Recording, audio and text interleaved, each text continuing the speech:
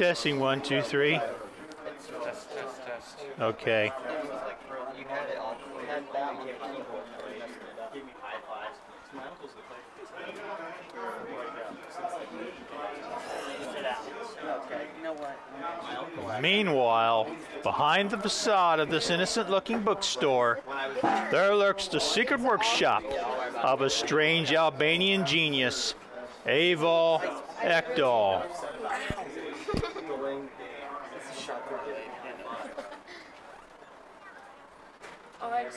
Pretty good.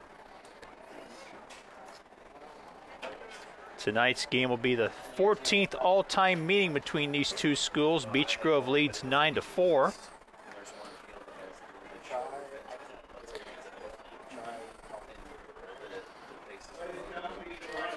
Beech Grove has won the last couple meetings, including 2 years ago when the Hornets clinched a tie of the Indiana Crossroads Conference title with a win over the Triton Central Tigers.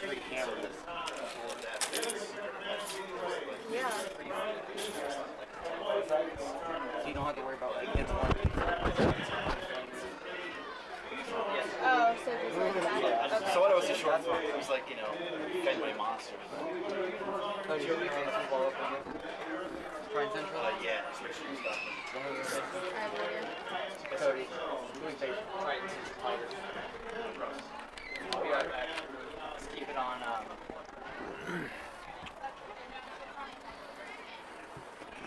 Cody, you can hear me whenever I talk on the radio, right? Yeah. Okay, good. Okay. It wasn't for me, okay? You're going to tell her whenever she needs to switch because I need to go fix the camera. Okay. It's nice to have my voice back.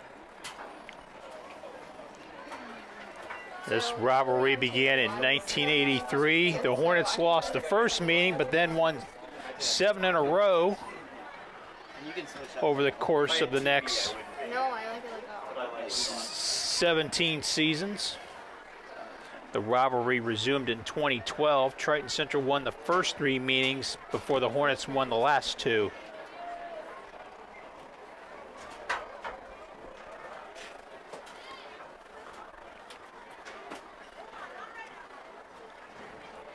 It has been a cloudy, overcast day here at Beech Grove today.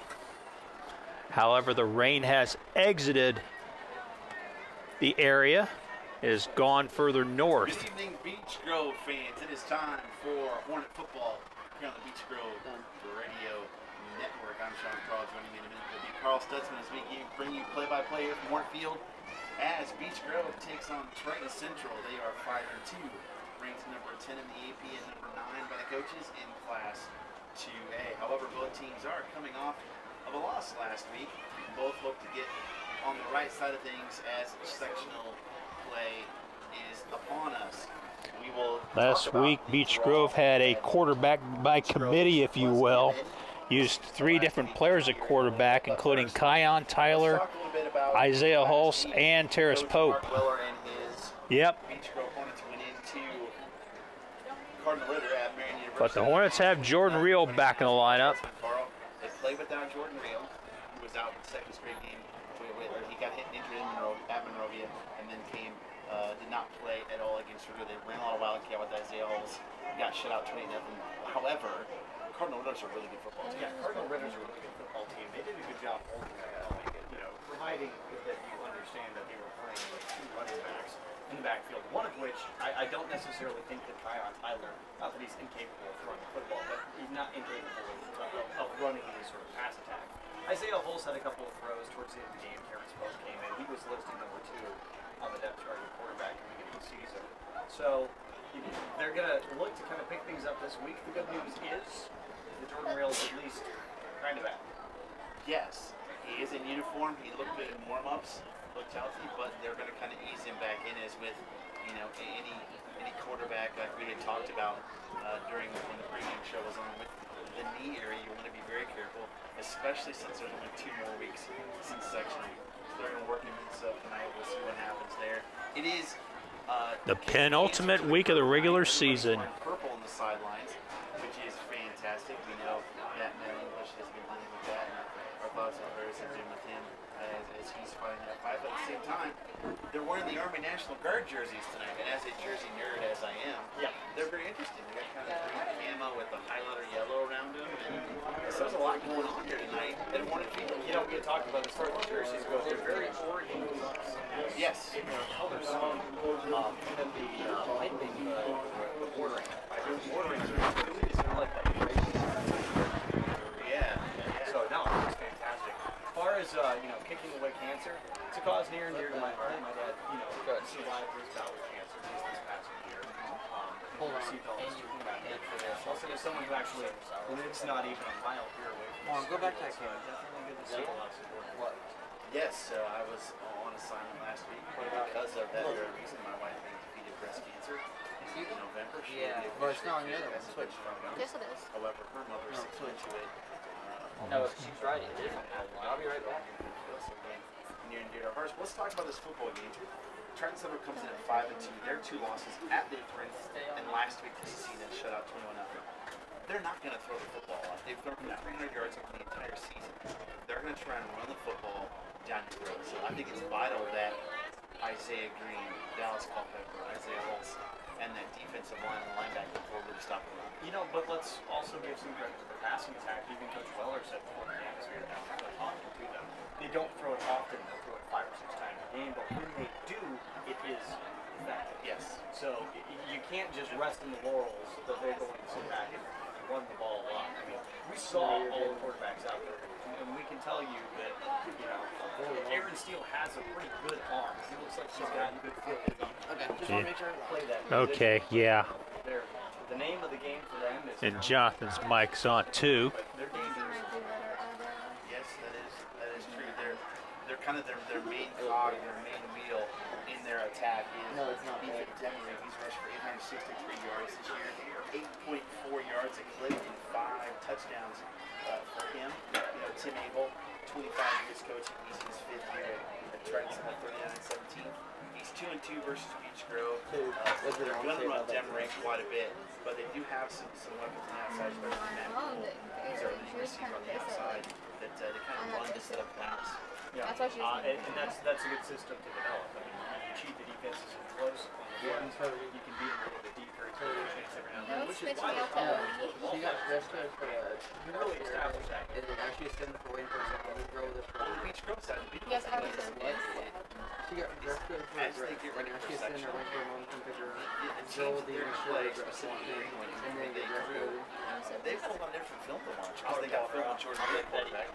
They got film with Terrace Pope, quarterback. Isaiah Holtz, and Tyler. I didn't even They're not really change. It sure was what they're going to get. We literally 8 talked and I about closed this my last eyes. week, putting the quarterback, and while necessarily you don't want to force this with an injury to the starting quarterback, it can be beneficial to you. You now know that Isaiah Holtz or Tyler instead of that's good and run a fairly effective you also like recover that after where they have the ability to go. So yes, there's a lot to look at. Any section of Spear Day, but really getting Jordan real back is a big step for them. Because you also don't want to be, leading up to sectional, you do not want to be one-dimensional. And that is really where the last week against is they knew what was going to happen. You're right. She wrote me a note. I mean, if you're effective and I gave the note. I smiled at her. I said, "Told you." I went and sat down. And you said that I'm never You're finding yourself in a 3rd and long, or even 3rd and 5. 3rd and 5. Those can kill you when the only thing that you can do is throw the ball. In Beach Grove, that's a little bit difficult. Hopefully, that's not a problem tonight. They're going to work the passes. All right, you were listening to the Corn Holmes pregame show here. I thought you were about to hit turn on auto. When we come back from this break, we will talk about the sectional draw. Sectional 22 and 4A. You're listening to ENSRN, where you're always going to be. You good? Guys, my birthday is in 28 days. 28 days? Yes. So like a month here. How old are you? You gotta be kidding me. Don't worry about me. My birthday is 7. Yeah. This is what it did to me last week. Use your common sense, Cody. We're juniors. How old am I I saw that we turning? were disconnected. I shut it down and tried to start it again. I didn't know you got held back or something, bro. My birthday is in May. Cody, what are you doing? Messing everything up as usual. I know, I'm just looking at it to see where we are.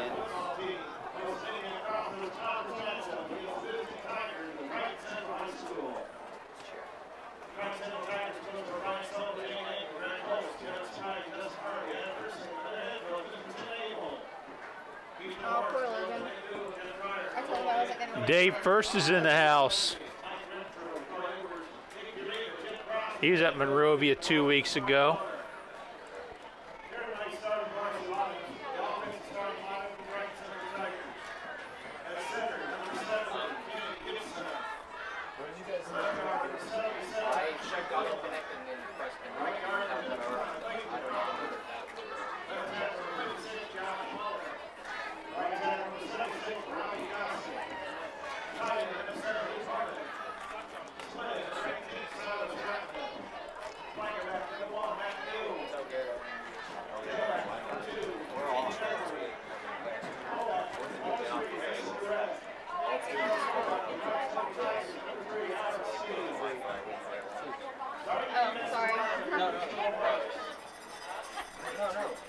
Oh, sorry.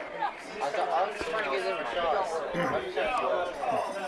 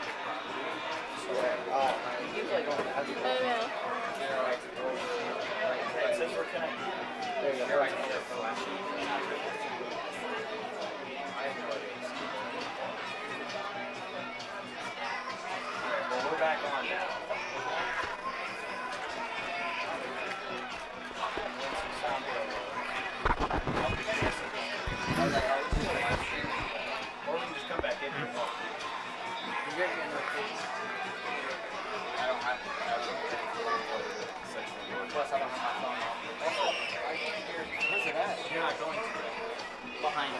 You should be able to grab up. If I wanted it, I could grab it, but I don't. So whenever I step out to do stuff,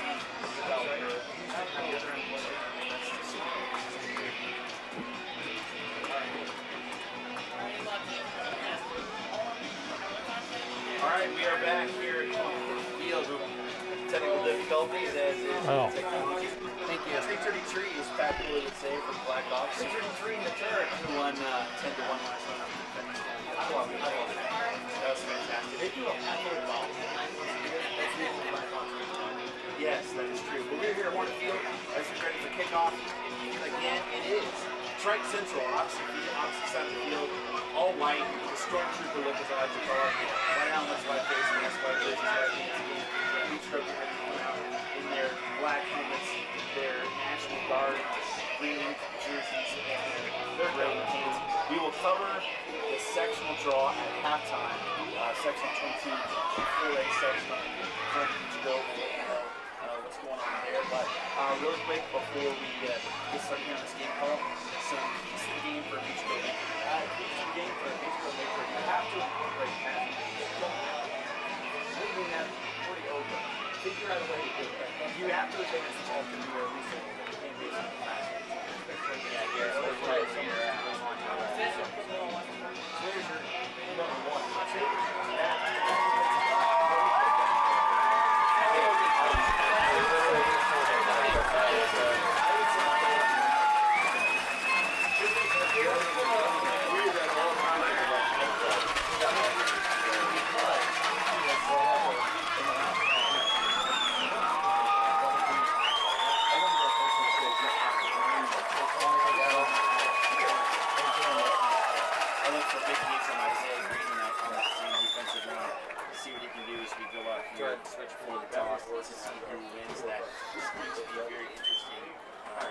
Whenever you're ready, Okay. Okay. You ready, Jonathan? Okay. Let's do it. It's been a cloudy and overcast day today. However, the rain that we've had the last couple of days here in Beech Grove has moved north of the city, as we have high school football tonight between the Beech Grove Hornets and the visiting Triton Central Tigers. Good evening, everyone. I'm Jim Pick, joined by my partner Jonathan Dans. And last week, the Hornets lost 28-0. It was the first time the Hornets have been shut out in 54 games. The last time Beech Grove was shut out was September 22nd, 2012, here against Heritage Christian, 41-0. Last week was 28-0 in favor of the Raiders. And in that game, the Hornets were without the services of quarterback Jordan Reel, who was injured in the Monrovia game.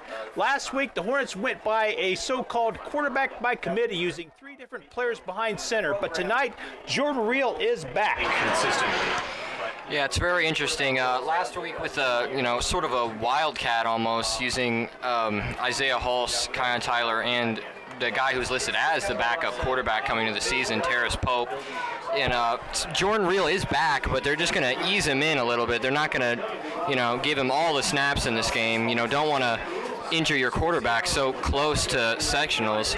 And another interesting thing tonight is the Hornets are wearing their National Guard jerseys, which are a military green with black numerals with a bit of a neon yellowish green outlining. Wearing their normal anthracite pants with a orange stripe and their normal black helmets. It's pretty interesting to look at. This is the second to last week of the regular season. Triton Central comes in 5-2. They're 3-2 in the conference. The Tigers' conference title hopes took a hit after losing to Cecina last week, 21-0 at home. Beech Grove long out of the hunt for the conference title. They come in 3-4, 2-4. This is the Hornets' last conference game of the season. All right, it is the last conference game of the year. It looks as if Triton Central won the toss, or Beech Grove won the toss, elected to defer. Number 68, Josh Fryer, will be handling the kickoff duties.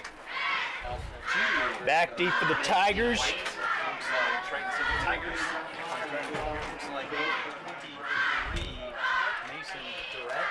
Number 2, Ethan Demery, and looks like number 26. Back for them to kick off. Josh Fryer will be kicking off this evening. 25, Josh Thacker. For some football. Kick cancer to the hurt curve and this is the 14th all-time meeting between these two schools. Beech Grove leads 9-4. The Hornets have won the last 2 squib meetings. kick. Squibber is fielded by one of the up men. made a nice little cut, got all the way up to the 40. And the Tigers.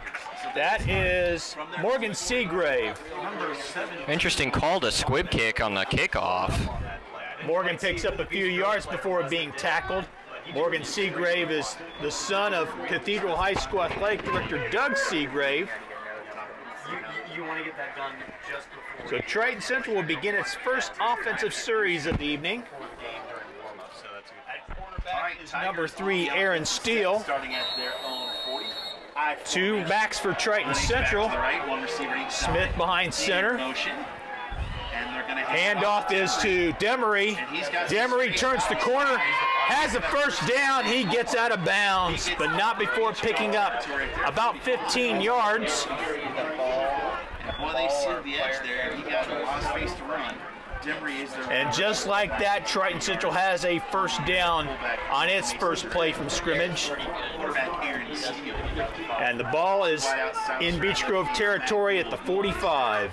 Leading receiver on the year, he wears number 1. They split the Tigers going with a 2-receiver set. 2 receivers to the right side here. Lone running back for the Tigers. Is Triton Central. Oh.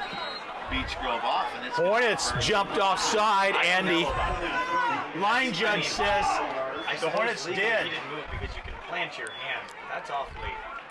That's kind of sketchy. I didn't see any movement on the Triton Central side of the ball, so apparently that was a good call. Just before the ball was about to be snapped, kind of in a very jerking motion. And if you're Triton Central, you kind of like this. 1st and 5. 2 receivers to the right, single back set with Demery. Steele. Give is to Demery. He's not going to get much. In fact, he might have lost yardage. Isaiah Green getting in the backfield there, making a tackle for a loss. Loss of 1 on the play. Tigers with a 2nd and 6 from the Beech Grove 41. We're in the opening minute of play here. Isaiah Green fought straight through his block. Really not too much of a scratch. But there were a couple of other Beech Grove defenders right there. Steele behind center.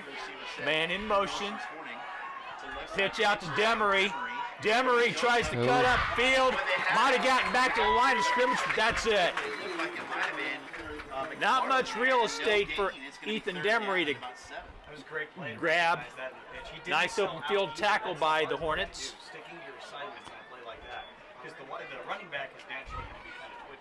We got a holding penalty against the Tigers.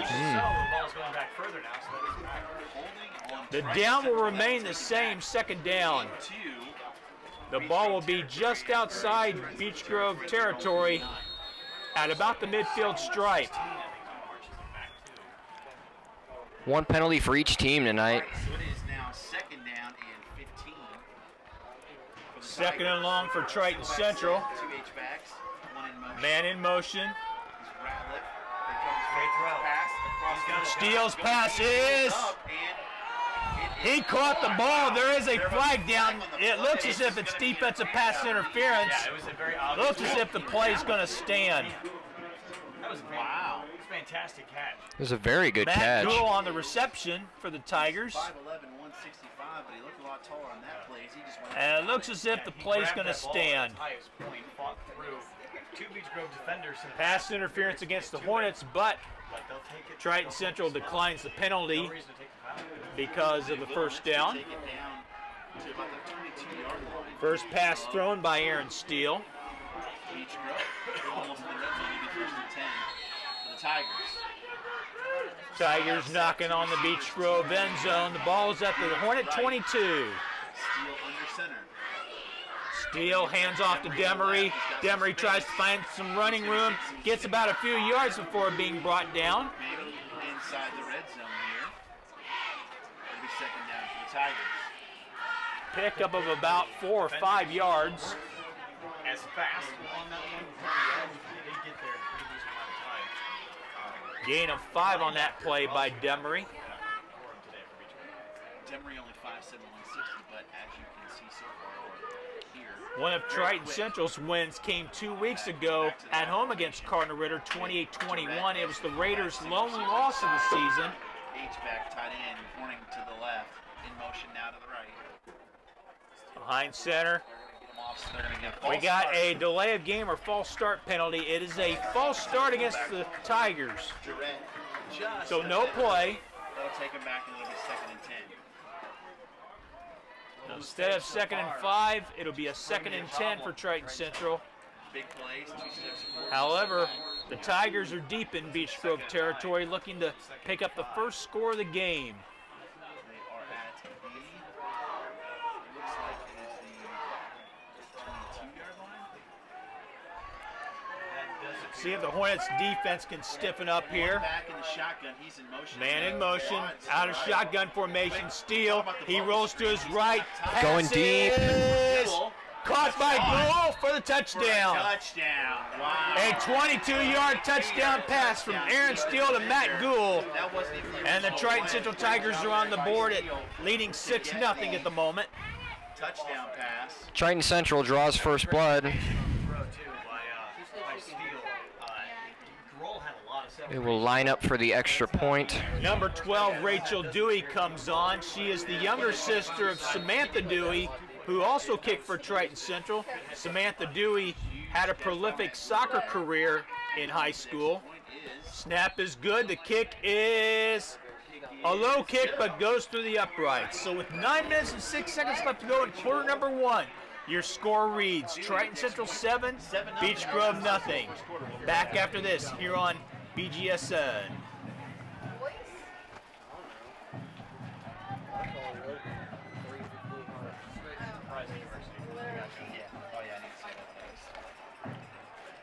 Sorry, I'll get him going. I'll get him coming out. No, you're not.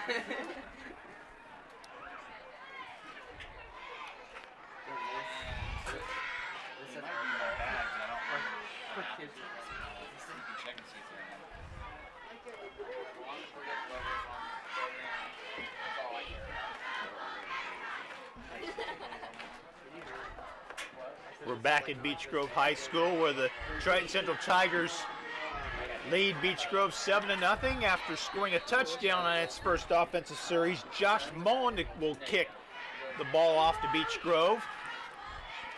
It's a squibber fielded by one of the up men. That might be Terrace Pope.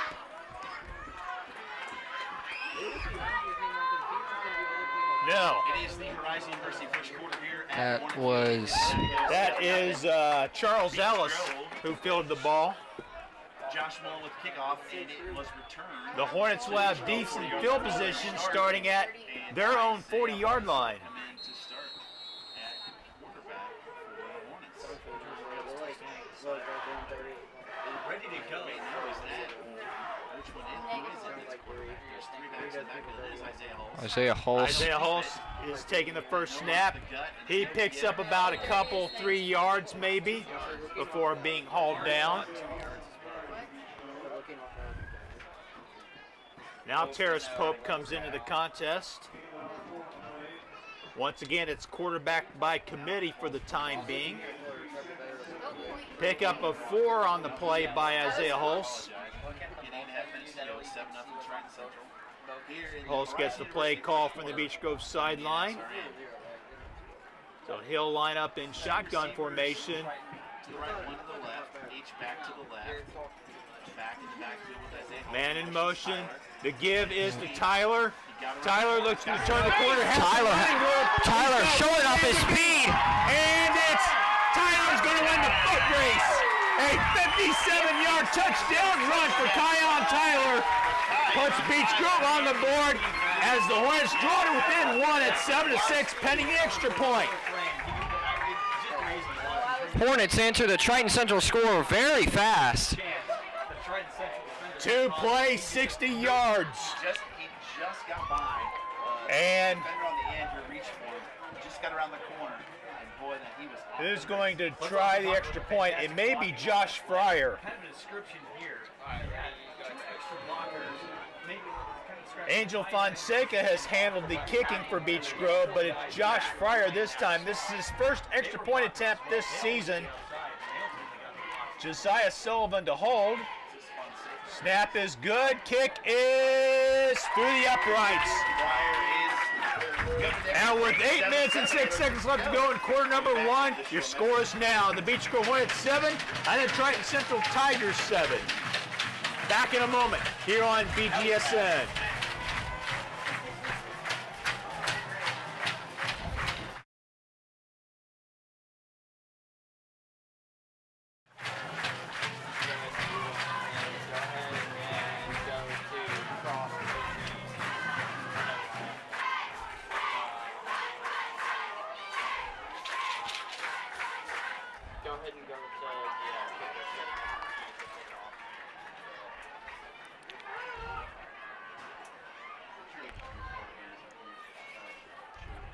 Okay.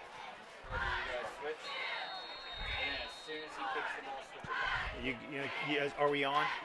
You got the volume? Okay. 7-7 is your score. Josh Fryer kicking off. It's a short kick. Short squib kick for Josh Fryer. Fielded by number 17, Austin Harmon for the Tigers. Triton Central will have excellent field position, however, as they'll start from their own 46. For Beach Grove on that jet sweep with Kion Tyler to the house. Actually, it's at the 47.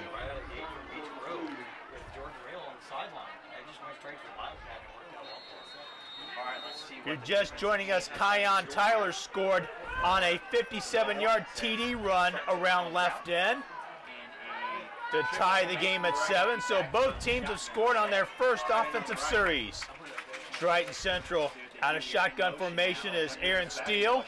Steele pass on the near side to Matt Gould. Gould's knocked out of bounds, but not before picking up about 4 yards. A little quick pass there from Green to Gould. They're going to give him 5 yards. Steele and Gould hooked up on a 22-yard TD pass earlier in this contest for the first score of the game. Clock continues to run. I wonder what sort of game plan adjustment they made. Just over 7.5 minutes to go here in this opening quarter. Triton Central on the move, however. Man in motion.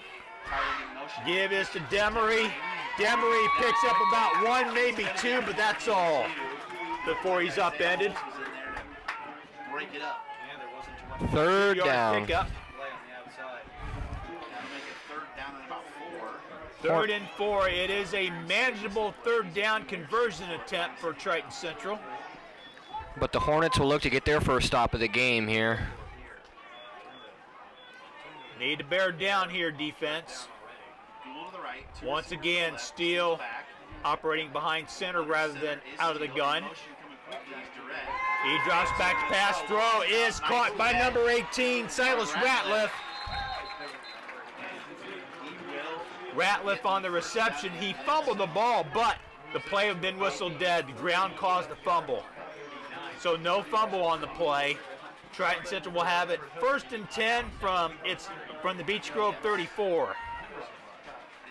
Great play on the inside. They didn't fake sweep, but really Once again, the Tigers' second offensive series is just like the first, methodical. Steele once again behind center. Give is to Demery. Demery looks for some running room. Picks up about a few before being tripped up. Ball will be spotted at the 30. Pick up of 5 on the play.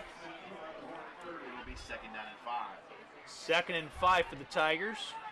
6 minutes to go here in the first quarter. Nearing the midway point of quarter number 1. 7-7, Triton Central Beach Grove in a deadlock. However, Triton Central is on the move. Pitch out to Demery. He goes left again. We got a flag on the far side of the field. Thrown in the area of holding. Let's see, unless there was a face mask. And it looks as if it's going to go against the Tigers. The Hornets will likely take the penalty. It is indeed a hold on Triton Central. last time they did this, they turned around and threw a 3-yard. So it looks like a loss of 1 on the play by Demery. Ball will be spotted at the 42. Call it a 2-yard loss. Ball goes back to the Beach Grove 42. There will be second and Second and long, 2nd and 16, or 2nd and 17 for the Tigers. 7. More updates from the SRN family of networks tonight. 7 big games for you tonight. Man in motion, steal behind center, handoffs to Demery. Demery not going to get much at all. Got about 2 yards. Might have gotten 1 or 2 before being tripped up. Left side. They're going to give him 1. Left side of their line is Josh Mullen, 5'9", 245, and They got 1.5, officially 2. Ball just shy of the 40. It's officially at the 40-yard line. Just over 5 minutes to go here in this first quarter. 3rd and long for Triton Central. Beech Grove needs a stop here. This will likely be a passing down for the Tigers. Triton Central's passing game's been effective. Will be a Pitch pitch. out to number 23, Durrett. Well short of the first down, but he picked up a few yards. Got a timeout. We got an official's timeout. We'll take a break and be right back on Indiana SRN. We got an injured Triton Central player. I believe that's number 19, 18. Silas Ratliff for the Tigers. We'll take a break here with 4:39 left to go here in quarter number 1. Your score is tied 7-7 when we return a moment here on BGSN. You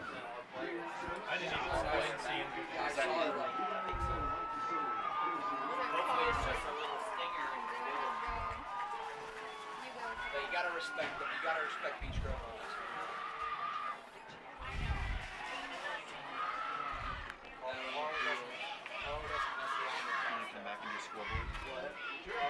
The update sound isn't on there anymore, so I'm not going to play. Someone on our team. Oh, we redid it. That's right. Oh, it's on your desktop. I know. Someone to die? Oh, yeah. I figured that, but I thought you just like did it. Is there a Hornet man who's had a 3-hour conversation about whether I should go play, or is that just us dealing with it? Corey is working on like his third. Corey did. And I gave him this first.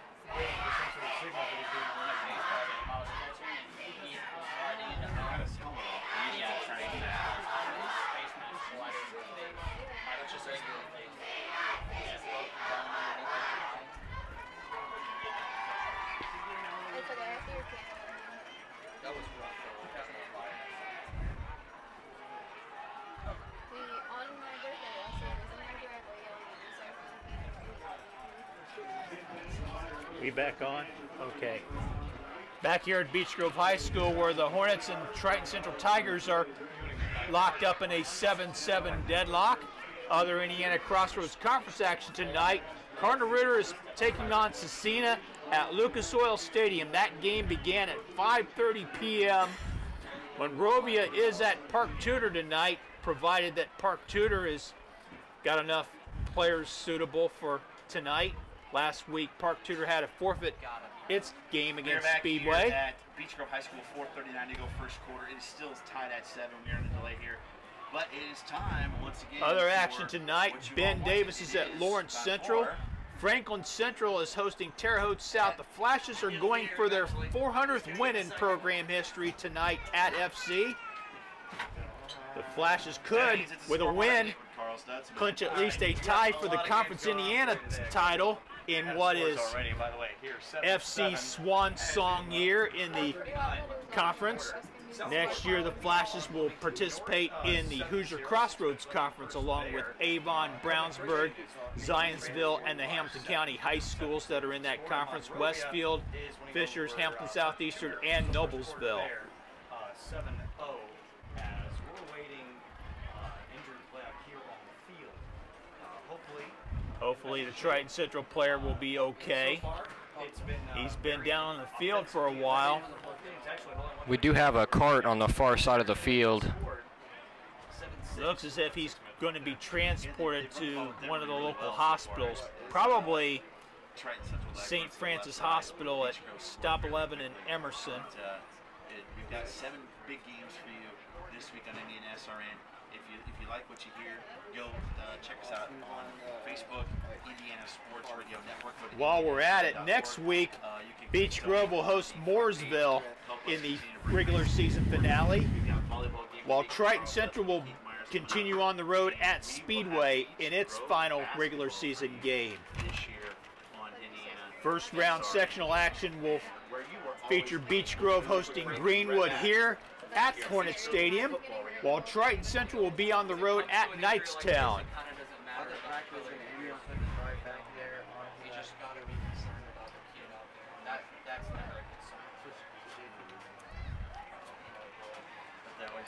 Oh boy.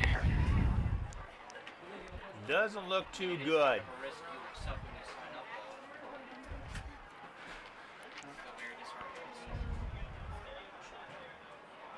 You know, it's never good to see a player down, no matter which team they're on. No. All the players on the field are taking a knee here. Hopefully he has movement in all of his extremities, if that's the case.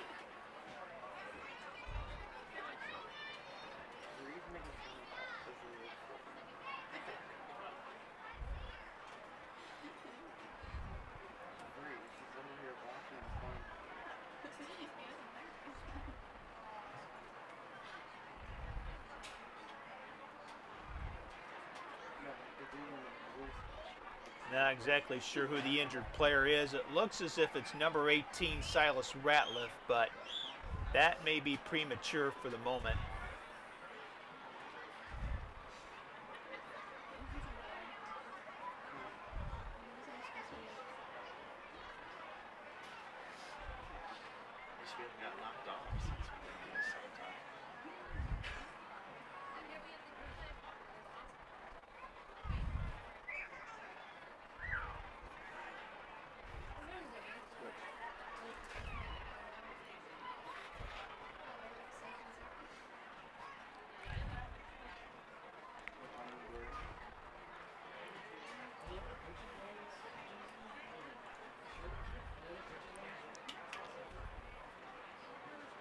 We'll take another timeout here with 4:39 left to go here in the first quarter.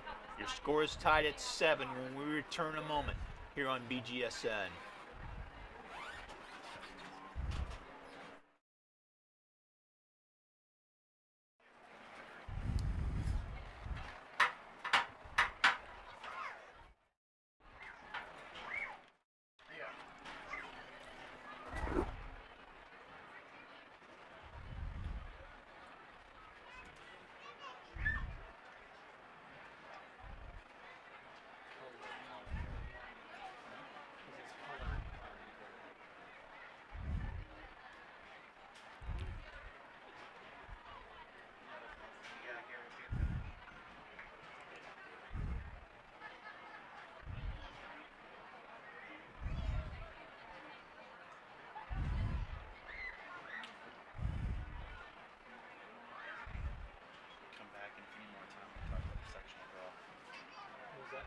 Back in any more time we can talk about this section.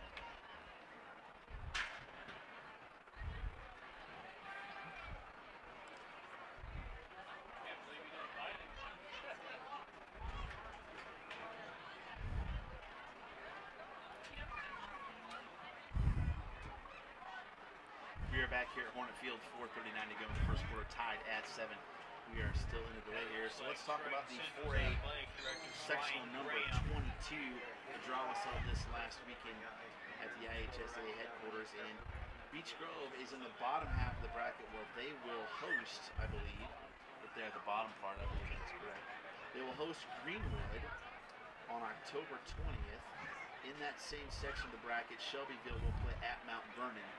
So the winners of those two games will play the next week on the 27th. In the top half of the bracket, Mooresville will visit Connorsville, and Newcastle will visit Richmond. And to be completely honest with you, Carl, that is not the draw that Beech Grove was looking for. Greenwood is a stout team. That's going to be a difficult one for them in the sections. Yeah, they do have Mooresville next week, who's in their sectional here at Beech Grove, but Mooresville has struggled a little bit this year, but the best team in the regional, if you were to take Beech Grove out of it would be Greenwood, and that's their first tilt in. But at least they get it at home. Yeah. That is the good part. Still have 3 home games in a row, and should they get to the sectional championship in 2 weeks, they would host it after that. So that's good too because they're on the bottom half of the bracket. I did get to see Shelbyville play a little bit last week against New Palestine. I was on assignment. I got to see 2 different games, and so Shelbyville can sling it a little bit, but it's hard to judge against New Pal when New Pal is so good at what they do. And New Palestine won 66-21. Yeah. So Mount Vernon's on a little bit of a downturn. Same there, but they're a bigger school as well in terms of 4A. But really, the big game is that the big game in this entire first round section has to be Beech Grove Greenwood. Yeah, and we're gonna get a first row seat for it too. Yes. It'll be a nice slugfest, maybe a good word for it. We'll see how it turns out. The good news is for Beech Grove, they got 2 weeks, and another sectional team in between kind of feel themselves out a little bit going into the end of the season and see where they are. We've seen all Wildcat offense so far today. I don't know if Jordan really going to step in or not, but plenty of time between now and then for them to kind of feel everything together. And I think that's a huge key for them too is to get well. That's what you really want when you go into sectional time. The most important thing is to be healthy, and then that's really a big thing for them with Jordan Real and getting him right for sectional game, because you don't get to kind of ease into the sectional one game and then have your big opponent. They come right out of the chute with it. So tonight and against Mooresville next week will be keys for them in getting healthy. In other news, some of the draw was interesting. I thought Roncalli and Cathedral, the first game out of sectional in 5A. That's crazy. That could be a state championship game. Roncalli's good. Very good. Roncalli's very good, and Cathedral is always good. Yes. So you kind of know what to expect there. Is that game going to be at Roncalli, or is it going to be? I think it's a Cathedral game, which means it'll probably be at Tech. Okay. An Arsenal Tech. 6A, you've got some where poor Avon. Avon's second in the state. They get snaked by Fishers, kind of caught them off guard. They bounce back, but their first game out, Ben Davis. Ben Davis. There you go. How about that for a great year? Just go ahead and throw that one out there. Yeah. So that could be interesting too. So you have Ben Davis and Warren Central in that sectional final there in 6A. A lot of stuff. Speaking of, if you want to know more about sectionals, join us for the sectional show, which will be on Wednesday the 11th at 7 o'clock. We'll go on the air with the sectional show. We'll cover all 6 classes with different announcers that we've got. We'll make our picks at the end. So please join us from 6 to 7:30, or 7 to 8:30, live on IndianaSRN.org. And I will make my own push for sectionals as well, outside of football. Sectional volleyball starts next week. Yes. If you haven't had a chance to follow so far this season, Covenant Christian is the team that we've been with. And the reason we're with them, their roster of 11 is 10 seniors and 1 junior. That 1 junior is really, really good. They're all really, really good. Now, what's interesting is next Tuesday, they're 30-1, and the only game they've lost so far was Wednesday night. They lost to Bishop Chatard in the state championship game. That's their first loss since they lost the state final last year. Which we were at. Expectations very high for Covenant Christian. Sectionals is going to be very interesting. I believe we're going to be at Monrovia, was their sectional draw. So we'll have that game 7 o'clock. Pre-game's usually around 6:50-ish. We don't really have a set time because usually they'll play the JV games beforehand. So it really kind of depends on when we're going to get a chance to see And the volleyball state finals will be here on SRN November 4th. I sadly will not be a part of that because it's my anniversary. So the wife gets a little bit more. I never know with you in November baseball. Yeah, well, it's definitely just the anniversary for sure. The anniversary, I got you. I do not expect the Cubs to repeat this year. Okay. I haven't. You have hope. Oh, absolutely. I have hope. But like my brother and I texted each other today, there's a lot less nerves and a lot less pressure, and the young man is sitting up. So that is a very, very good sign for Triton. It looks like it is Silas Ratliff, Who had a great catch just a few Back here at Beech Grove High School, where Silas Ratliff, number 18, is being helped to a stretcher. And come back with football here on Indian surrender. You're always in the game. He leaned up momentarily, which was a good sign. Hopefully he has movement in all of his extremities after taking a nasty hit on the previous play. When we resume here, it'll be 4th and 8 for the Tigers from the Beech Grove 32-yard line. Actually, the ball's at the 33. The Tigers need to get to the Beech Grove 25 for first down. We had a delay of approximately 10 minutes. We're only 3 spots away from playing.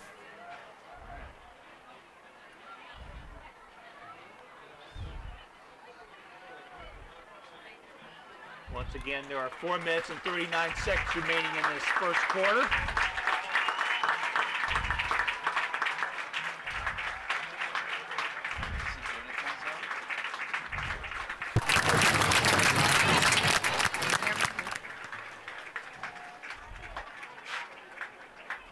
Silas Ratliff is on a stretcher being loaded onto a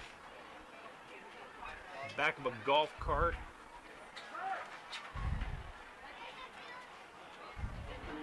An ambulance is probably waiting nearby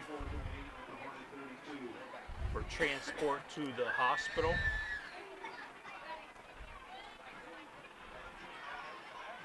We hope and pray for the best for this young man. All right, we are back here at Hornet Stadium where we get ready. Silas Ratliff is a junior. Delay. 4:39 to go here in the first. So he'll have one more year provided that he's healthy once again. The ball, but they got 4th and 8. And is able to play. The 32-yard line where it looks like they're going to punt it to Beech Grove as they're finishing up here with the injury. And no updates. Beech Grove Fire Department EMTs are on the scene. And we get away from that. And the golf cart comes off the field. So that is wonderful. As he came up and we will resume play. It's going to be difficult to focus back on football for all of them, especially those on the South Central side. But we will try as again it is 4th and 8. 4th and 8 from the Looks like they're going to go for it. Yeah, they might be 4 down. 32. You got to get to the 24. The Tigers' offensive unit remains on the field. 2 receivers stacked. Demery, the lone running back, Right, direct, just off the edge. still out of the shotgun. Demery to the right of 4 receivers set, 2 on the near side, 2 on the far side. In motion is Demery. Demery's in motion. Steal back. Steals pass in. Oh! Feet got tangled up. And Feet got tangled up, but that's going to be defensive pass interference. What happened? Number 8, Josiah Sullivan, appears to be the culprit. Middle of it. And the defense Pretty costly for Beech Grove there. kind of collided, but they're going to call that pass interference. Wow. Because it looked egregious. It was not, but it certainly looked. They picked the flag up. Oh. So the down counts. Beech Grove will take over on downs Oh, well. at its own 32-yard line. Guess it wasn't a costly penalty because it wasn't a penalty, but The officials discussed things, whether or not it was will take over here from their own. at the time as it happened, incidental contact or actual pass interference. The officials determined that it was incidental contact, so no pass interference call against the Hornets, yeah, at the time it just looks like their feet got tangled up a Yeah. little bit. which was incidental. So with 4 minutes and 23 seconds to go, the Hornets make the first defensive stop of the night. Let's see if they can take advantage. Could be Sergio Bolson's a little difficult. Again with the dark uniforms. Isaiah Holtz isn't at quarterback. Isaiah Holst remains the Beech Grove quarterback for the time Single being. receivers each side. Isaiah Greenback in the backfield. Hornets' first offensive series went 2 plays, 60 yards, resulting in a 57-yard TD run by Kion Tyler. And speaking of Tyler, he's not on feet. He's got It's a foot race. He's going to be brought down at around the 21, 22-yard line, but not before picking up several yards. for the little big man. Kion Tyler showing off his speed again. 2 big runs by Kion Tyler tonight. This one goes 50 yards as the ball's placed at the 22.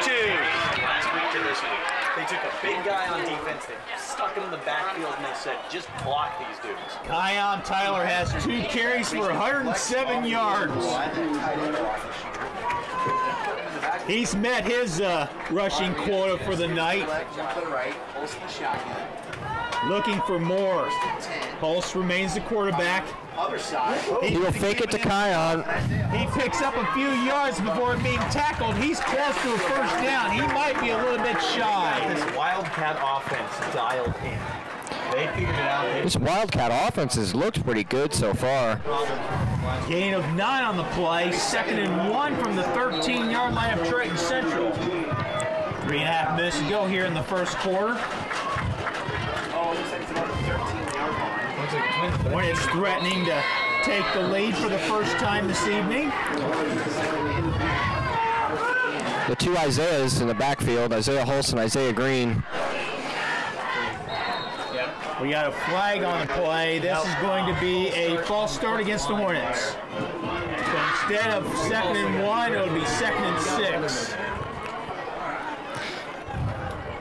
Still manageable, but not ideal for the Hornets here. Not like you and I haven't had our fair experience with weather in the past couple weeks. Ball at the 18-yard line.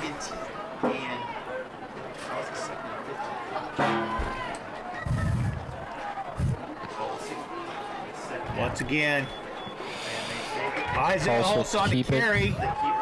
Bowls over a few Triton Central defenders before being brought down, but he's going to be shy of the first down. A little bit here.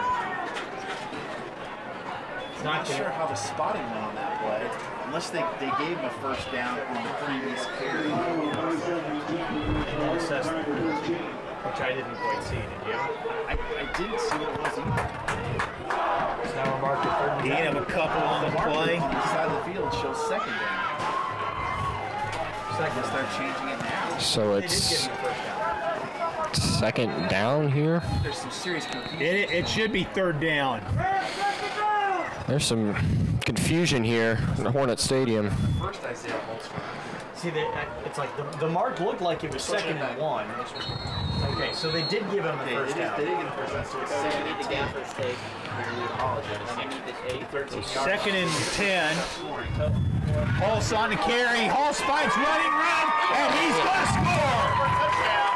13-yard. Isaiah Holtz with a 13-yard TD run and gives Beach Grove its first lead of the night at 13-7, pending the extra point.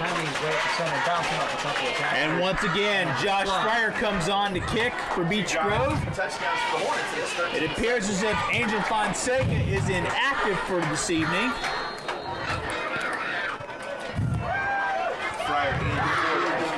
Fryer 1 for 1 tonight on extra point attempts. Looking to make it 2 for 2. Josiah Sullivan to hold. It's a fake handoff. Isaiah Holtz. Ball was snapped to Holtz, and he scores for the 2-point conversion. So with 2 minutes and 19 seconds left to go in quarter number 1, your score is now Beach Grove 15, Triton Central 7. Back after this here on BGSN. Lower back injury,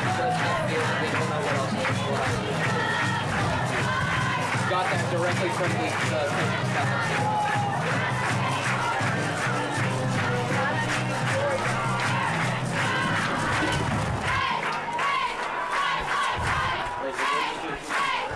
Yes.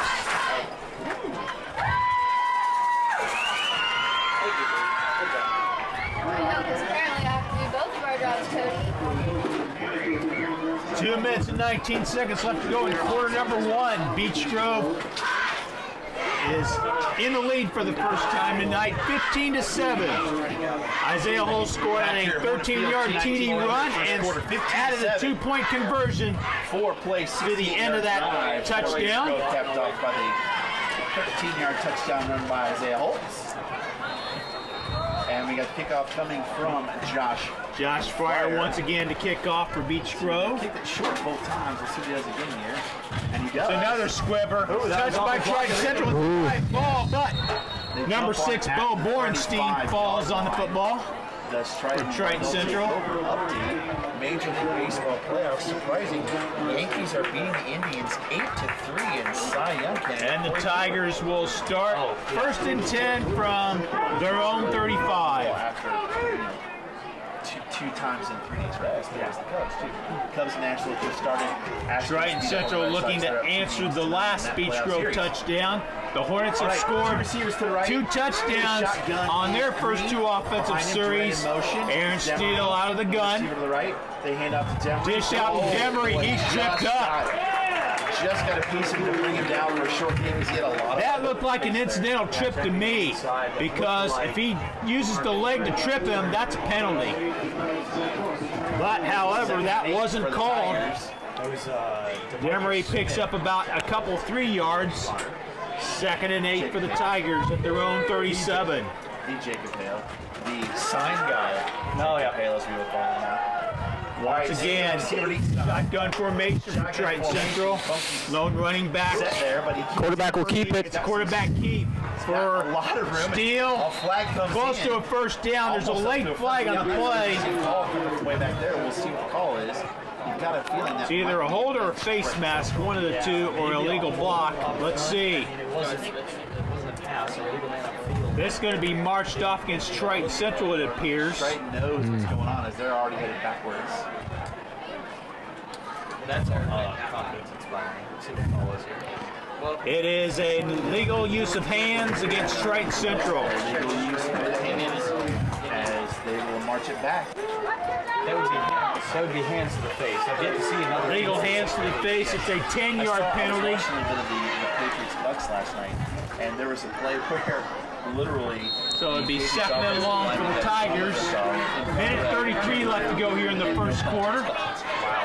Yes. It will be 2nd and 12 from their own 33. Looks more like 2nd and 14.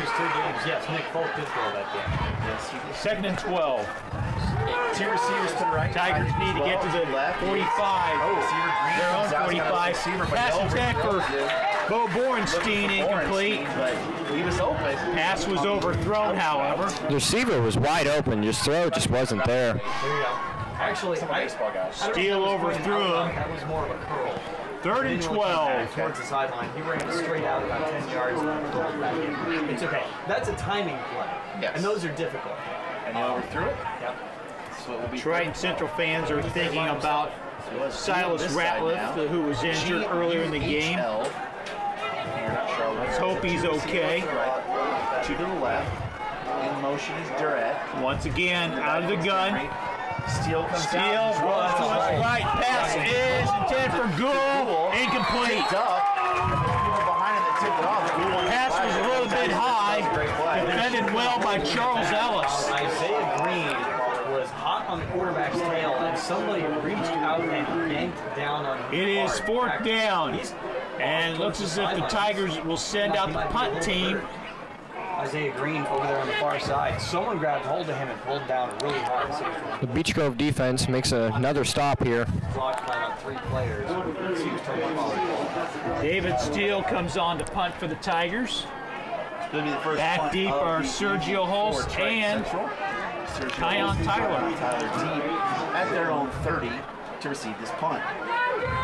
Line of scrimmage is the 30-yard line. We got another whistle. Another whistle.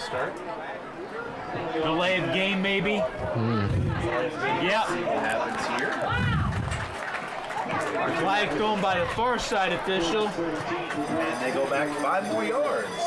Now the line of scrimmage becomes the 25-yard line of Triton Central. Grove has to be confident right now. Keaton Kermode into punt. Now Sergio Holst and Con Tyler are stationed at their own 40 Hornets should have excellent field position once again. Good snap. It is a line drive kick. Over towards Sergio Holst. It will not be fielded by Beech Grove. It'll be down by Triton Central's Bo Borenstein at around the 36-yard line. The game. So with 44 seconds left to go, the Hornets will be back on the field for their third offensive series of the night. Time for a scoreboard update. We've actually had a couple of scores come in since our last Hornets looking to keep momentum here. update, 7-6. They stand for now, Monrovia, 13-0. And then the newest score, Southwood up 21-0 right now on Bloomington North. Also, it's put in there 7-0. Kokomo is winning over Harris. Isaiah Hulse remains the Beech Grove quarterback for the time All being. those on the Indian SRN family of networks. Ball at the 36. All right, Sergio Hulse in the backfield with Isaiah Hulse. Sergio Hulse, the lone running back. The Wildcat again, Isaiah Green. Wildcat formation. Hulse to keep it. Quarterback keep. Looks for some running room. Oh, he's still on his feet. Has the first down before being tripped up, but not before Isaiah Hulse picks up another Beech Grove first down. Kept the legs churning on that play. He met the defender at the line. Well, the great thing Isaiah Hulse picking up Big guy. from last year, where he left off last year against the Triton Central Tigers, as he bowled over the Tigers for being big works out well for you. over 100 yards in Beech Grove's win last year at Tiger Stadium in Fairland, Indiana. That's a rare thing. Here we go again. First and 10 from the Beech Grove 48. We're in the winning second, quarter number one. I didn't think you could do that. Beech Grove will take a timeout. With 9 seconds left, we'll take it with them. 9 seconds left to go here in quarter number one. Your score is Beech Grove 15, Triton Central 7. Back in a moment here on BGSN. Sorry, I did not call that offside.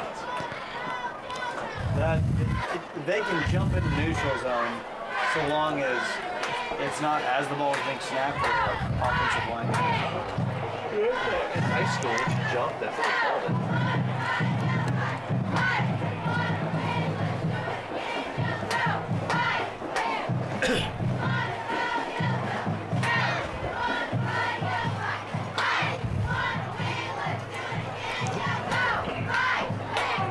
Nine seconds left to go in quarter number one. All right, we are back. The next play the Hornets run will likely be, for all intents and purposes, the final play of the quarter. 9 seconds left. Beech Grove leading 15-7.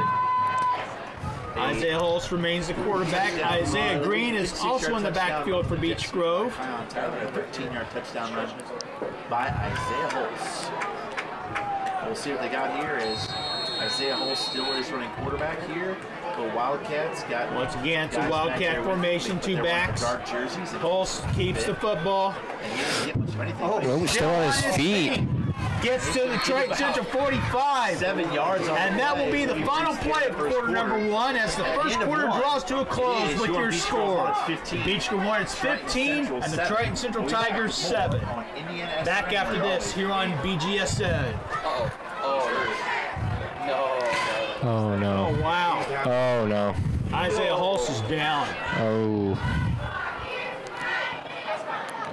Oh, buddy, that's not good. Might have gotten the wind knocked out of him. We'll see. A lot of times you see that run, that's what it is. It fell on the ball or something. Wind knocked out. I say, you better get up, dude. Don't you play with me.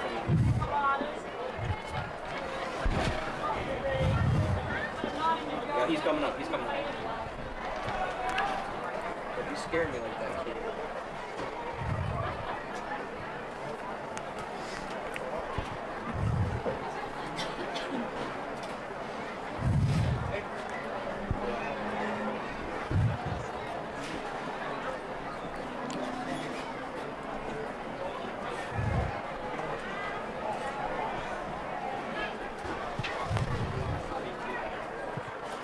Back here at Beech Grove High School where the Hornets lead the Triton Central Tigers 15-7 at the end of one quarter.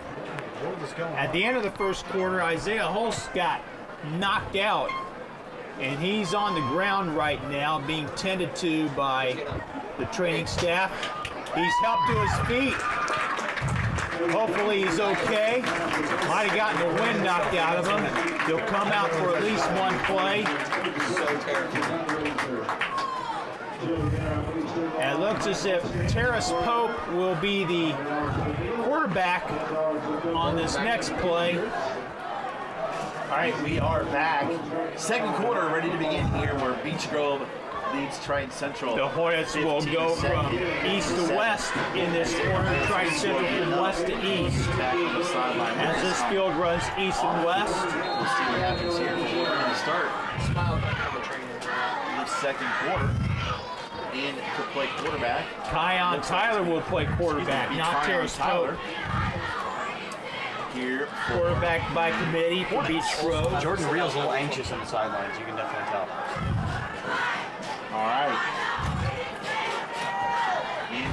Hopefully Isaiah Holtz is okay. Tyler, single receiver each side. A little razzle dazzle there. To the left side. Give this to Tyler kept it himself. Very short. Kion Tyler kept the football, picked up about a few yards. Well, gain of a couple maybe. Make it third and about 1.5. Something like that. From third and a short two. 43-yard line. Maybe 2. Looks more like 3rd and 1.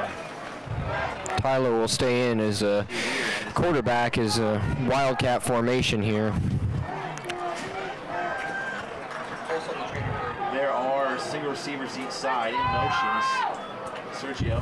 Kion Tyler. Too close to the first down marker. There is a flag, however. Looked like he had enough for the first down when the flag came in. And that's in the area of holding. Yes, and it's a hold against the Hornets. The flag was thrown at the 44-yard line, which was shy of the first down. The ball will be placed at the Beech Grove 46. But, remember, Coach Muller told us before the game that they're willing to throw out of this formation. So let's see what they do here. It's going to be 3rd and 13. 3rd and long for the Hornets. From Beech Grove's own 45-yard line. Tyler remains the Beech Grove quarterback for now. Still in the backfield. Lone running back. Give is to Sergio Holtz. Looks for running room. Not going to find any. Oh no, he's still. Speed. He cut to his left, but he's well short of the first down. Territory, but he's not going to have nearly enough. No, that was a very strong run, though. It's going to put a... Looks as if Mark Weller will send the punt team on, and he does. As Josh Fryer comes in on the punt for the first time this evening. Ethan Demery is the lone return man for Triton Central. All right. The line of scrimmage is the 47. But 4th Josh Fryer and into punt, and Ethan Demery a short for the 6. Tigers. 10-15 to go here. Fryer will look to pin Triton Central deep in their own territory here. It's a good punt by Fryer, and it will bounce into the end zone. into the end zone. Where the Tigers will take over. It is the Kim Mountain Pest Control. A 47-yard punt for Josh Fryer, no return. Let's see if we got 10 some minutes and 6 seconds left to go here in the first half. Triton Central will begin another offensive series from its own 20-yard line. 7-0 in the first. Southport is continuing their route of Bloomington North. That's 28-0. They're not quite to halftime. Because Nationals tied at 0 still. Had an abnormally long first quarter due to injuries. All right. Hopefully the second quarter Under will go center pretty is quickly. Steele. Back in motion. They're going to pitch it to Pitch to Demery. Demery. The Demery Picks up a few yards before being brought down. Probably 4. Maybe. Gain of 4 on the play by Demery. Give him 4, and it'll be second down and 6. Line of scrimmage was at 20, now it's at 24. 20-yard line. Good starting field position. Under 10 minutes to go here in this first half. Yeah, here's the moment Triton Central can actually find their way back into this. Triton They made Central a big finally stop picked up its first defensive stop of the night. Jumbo Let's see if set the by offense can formation. answer. Guy in motion, they pitched to Demery. Demery with another carry. Nice job, though, by Still shy of the first down. Got it across the 25. If you are Beech Grove, He'll be brought down to 27. Third and 3. A manageable third down conversion attempt for Triton Central. He's a big mismatch on the outside. I mean, he's 5'11" officially, but he looks a lot bigger than on the Bgsn defenders. At least in the second. And still gets the play call from the Triton Central sideline before re-entering the huddle. Third and 3. We got an official's timeout. The officials. Equipment issue, it looks like. Triton Central still has all 3 of its timeouts. The Hornets have 2. There you go. All right, you out here to the left. Now the clock resumes. A whistle again. Triton Central. Timeout Tigers. 15-second. We'll take him here. We have a break in the action with 8 minutes and 50 seconds left to go here in the first half. Beach Grove leads 15-7. We'll return in a few moments here on BGSN.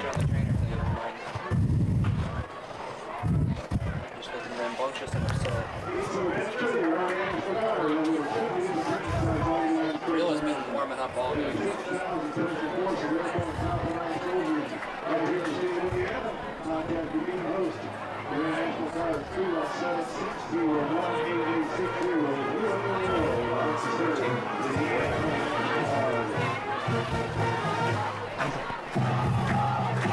Eight minutes and 50 seconds left to go here in the first half.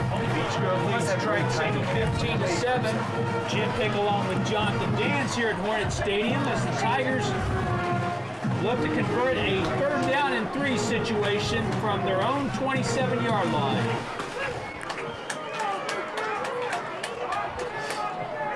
Triton Central burned its first timeout, so both teams have 2 remaining. Second quarter, third and 3 for Triton Central from their own 27.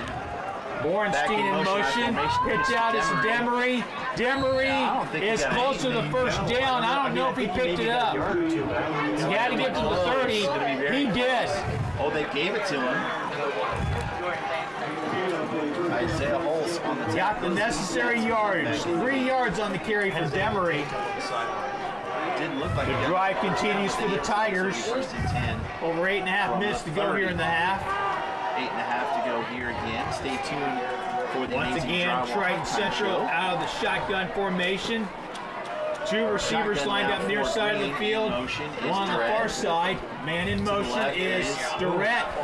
But keeper by Green. Kept by Steele. Picks up about 4 or 5 yards. Give him 5. Second and 5. Steele almost got Tigers looking for an answer. That looked like it was looking for a potential game-time score. I think it was Jordan Reel is warming up on the Beach Grove sideline as we speak. Warming up in front of our single receiver to the left. View. Offset eye in the backfield. Reel in motion. Once again, Steele behind center. Demery nice stop. Picks up a couple of yards, but still shy of the first down. Much there. It's going to be third down and 4. Gain of a couple. Brought down by DeMarcus Smith and Corey McFarland. Isaiah Green will have to come out due to an equipment issue. Isaiah Hulse is back in the game after probably just getting the wind knocked out of him earlier. It appeared that way. Yeah, he had his ankle taped up on the sideline. Isaiah Hulse is playing defense. Third and 3 for the Tigers. Just over 7 minutes remaining in this first half. Hornets lead 15-7. Pitch out to Demery. He's needed to get to the 40. He's going to be a little bit shy. This is going to be an interesting call for Coach Tim Abel. Go for it so deep in their own territory. Looks as if Tim Abel's going to keep the offensive unit on the field for the moment. 4th and 1 from the 39. Second quarter.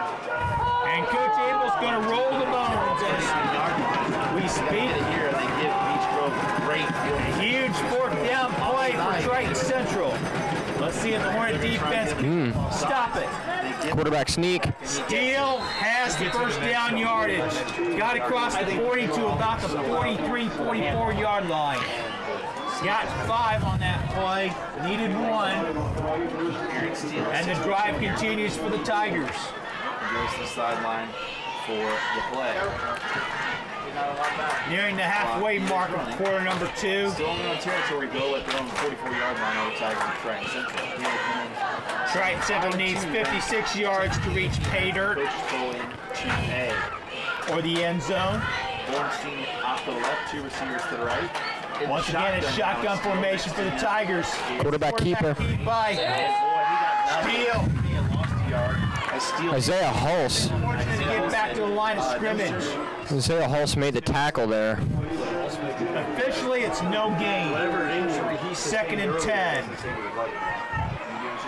Knocked out of him, which is nice. Aaron Steele was upended big time. 5.5 to go here. But he gets up and shakes it off. Goal to the right. Once again, it's Steele out of behind center. Tied in. 2 running backs, I formation.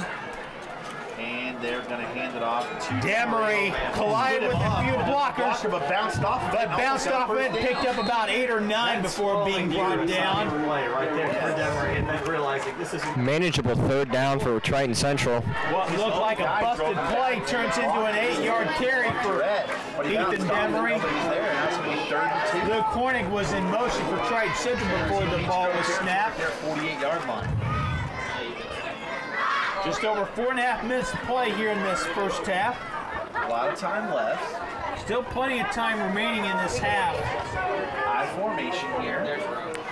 Steele under center. 3rd and 2 for the Tigers. Triton Central at the Beach Grove 48 at the moment. They're going to pitch to Demery doesn't pick up the first down. If they went for it last time, they'll do it again. But this time it's going to be at least 3rd and 2. Looks as if it's no gain. 4th and 2, excuse me. Looks as if the Tigers will go for it on 4th down.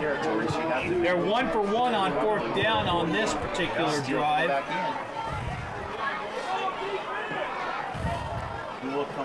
And once again, the Tigers will go for it.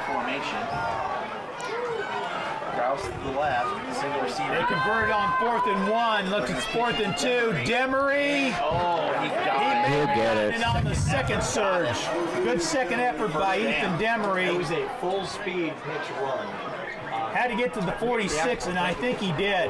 Yes, first down. The referee indicating first down. The chain gang on the far side of the field moves the chains. Actually, the ball's at the 45. He had got to the 40, had to get to the 46. Picked up 3 on the play. Demery did. The first hit takes him down. He's short, but clock continues to run. Just over 3.5 to play in this first half. Shotgun formation. Demery in motion. Steele passes to Bornstein. Bornstein eluded one tackler. Lost. He slept before, not before picking up a couple yards on that play. Gain of 2 by Bo Bornstein on the reception. 81. Well, officially there, but there's not 81 on the roster. So 2 yards on a catch and run. 2nd and 8. 2nd and 8. Ball at the 43 of Beach Grove. Triton Central looking for a potential game-tying score. Trailing 15-7. Handoff is to Demery. Demery picks up about 5 before being hauled down. Number 81, Jalen Mitchell on the tackle there. Make a tackle. this is the first time they've really been tested. Kudos to Grace sticking with guns here. They're going to call it a 6-yard pickup for Ethan Demery. 3rd and 2 for the Tigers. Beach Grove 37. We're like Jay Cutler running the ball. Oh, yeah. 37-yard line Beach Grove. It is 3rd and Good crowd tonight for both sides. Formation behind Steele. Single receiver left under center. Yeah, goes with Demery. On the ground. He slipped. Demery recovers it, but he's got no gain. Actually, there was a fumble on the play. Demery recovered. Just missed the pitch. You got to have your eyes on the Loss of 2 yards.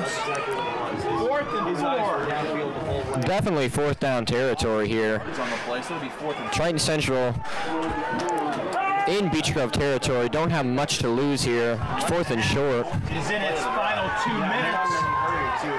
The clock continues to run, and I think the Tigers,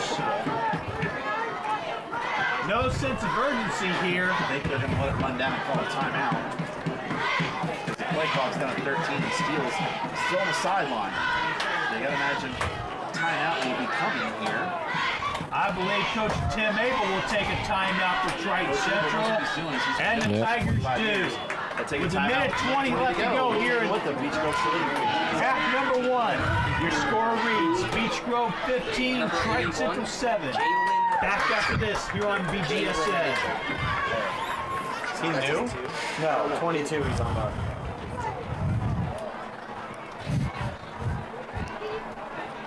I don't know if they printed his jersey wrong or Jalen Mitchell. It's coming from Coach Perica.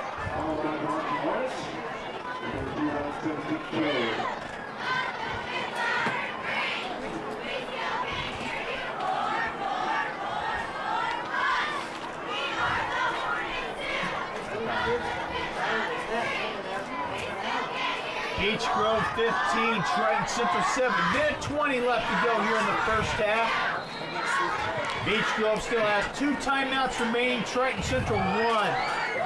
The Tigers are faced with a 4th and 4 from the Beech Grove 39-yard line. Here we go, folks. 4th and 4. Jordan Reel is warming up on the sideline as we speak.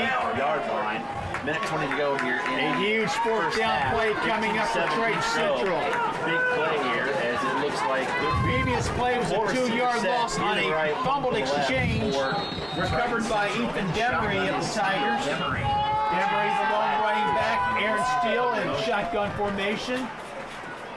as the play clock is running down. Steele looks at it. Steele drops back to pass, rolls to his right. Pressure on him. He runs away from it. Throws it downfield. Intercepted. Interception by... And they'll take over on downs. That looks like That is huge. number 10, Charles Ellis on the interception. Or is that number 29, Romeo Eccles? Just trying to avoid defenders and that was downfield. We want to keep the play alive, but it wasn't. It was Romeo Eccles on the interception, just on the far side of the field. First turnover of the game for either team. Interception, and Isaiah Holtz looks like he's back in at quarterback. Beech Grove gets the ball back. Culpepper in offense as well. First and 10 from their own 28. They take over at their own 28. Holtz is the quarterback for Beech Grove. Tyler in motion to give it to him on jet sweep. Handoff is to Tyler.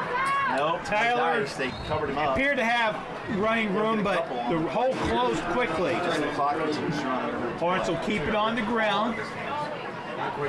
We got a holding penalty against Beech Grove. The flag on the play. So that temporarily stops the clock. He's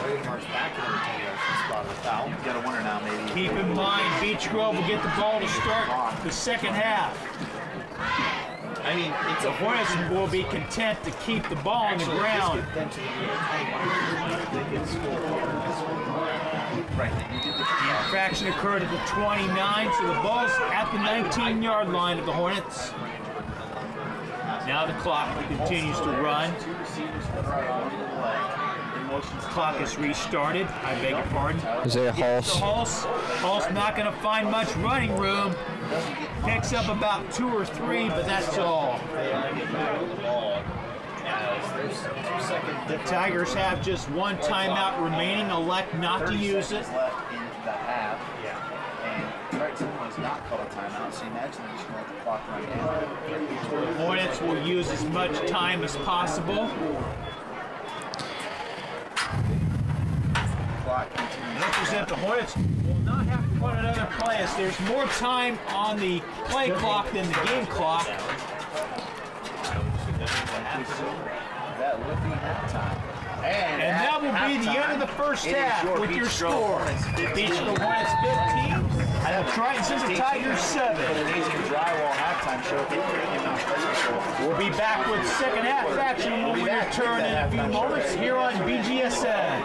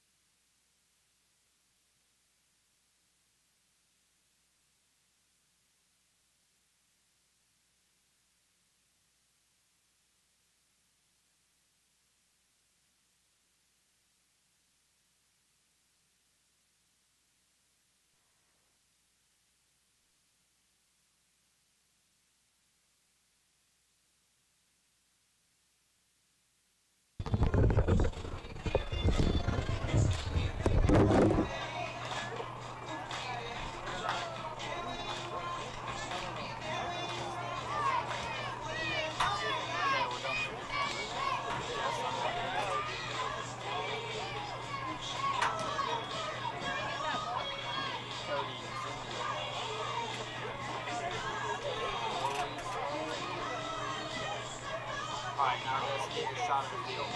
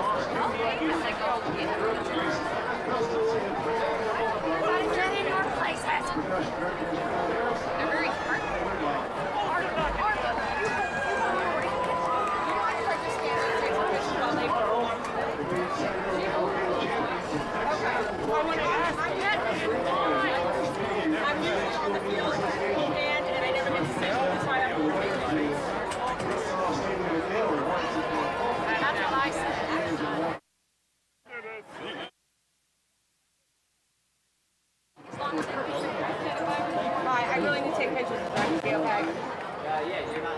Thank you.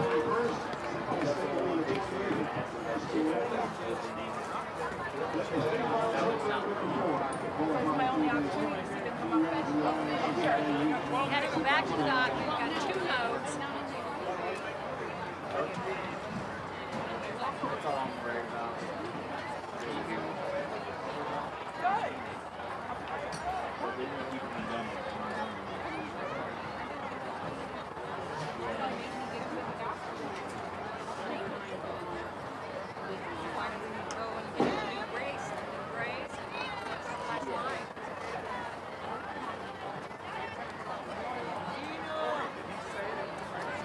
What up? He said they were going to do. Get ready. He hasn't happened. Go, Tristan, go!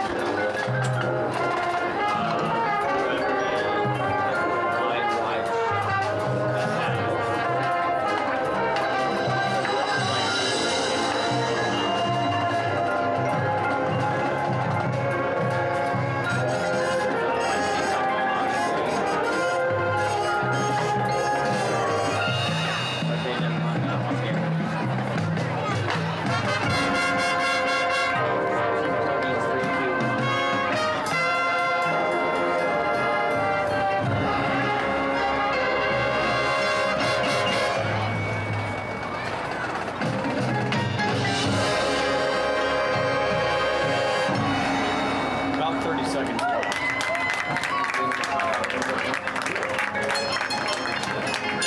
I mean, I'm going to play a couple spots, but it almost needs to be like a 2-minute thing that we keep playing.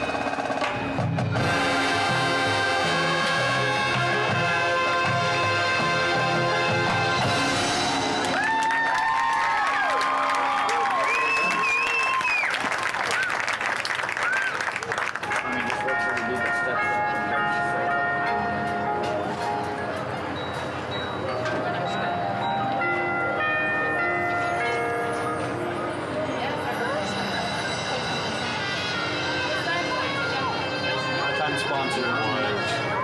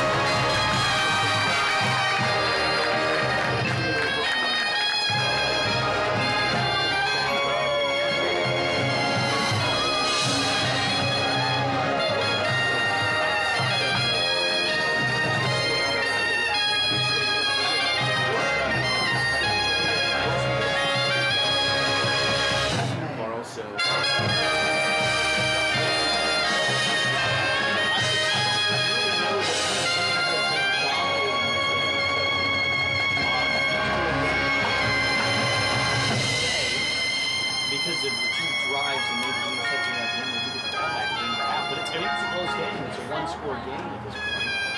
Both teams have played really well. Each broke, and this Wildcat offense is just from last week to this week, it's just night and day. That's goes to show you great coaching staff. And you have an identity for practice, and you have the ball. Technically, 3 times in the first half. The last possession they had was 2 plays in the They started off with a 56-yard touchdown. Now they got the football. They were 68 yards and a 13-yard touchdown. Their possession is part of that because of halftime. They do get the ball to start the second half. Both these teams are running the football a lot. Yeah, it's going to move pretty quickly, I think, in the second half. Trenton Central seemed like they were dedicated to really playing the ball. Maybe their first 2 games.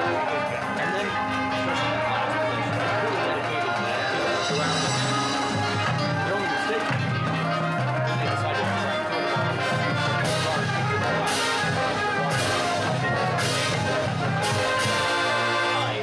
Back to back.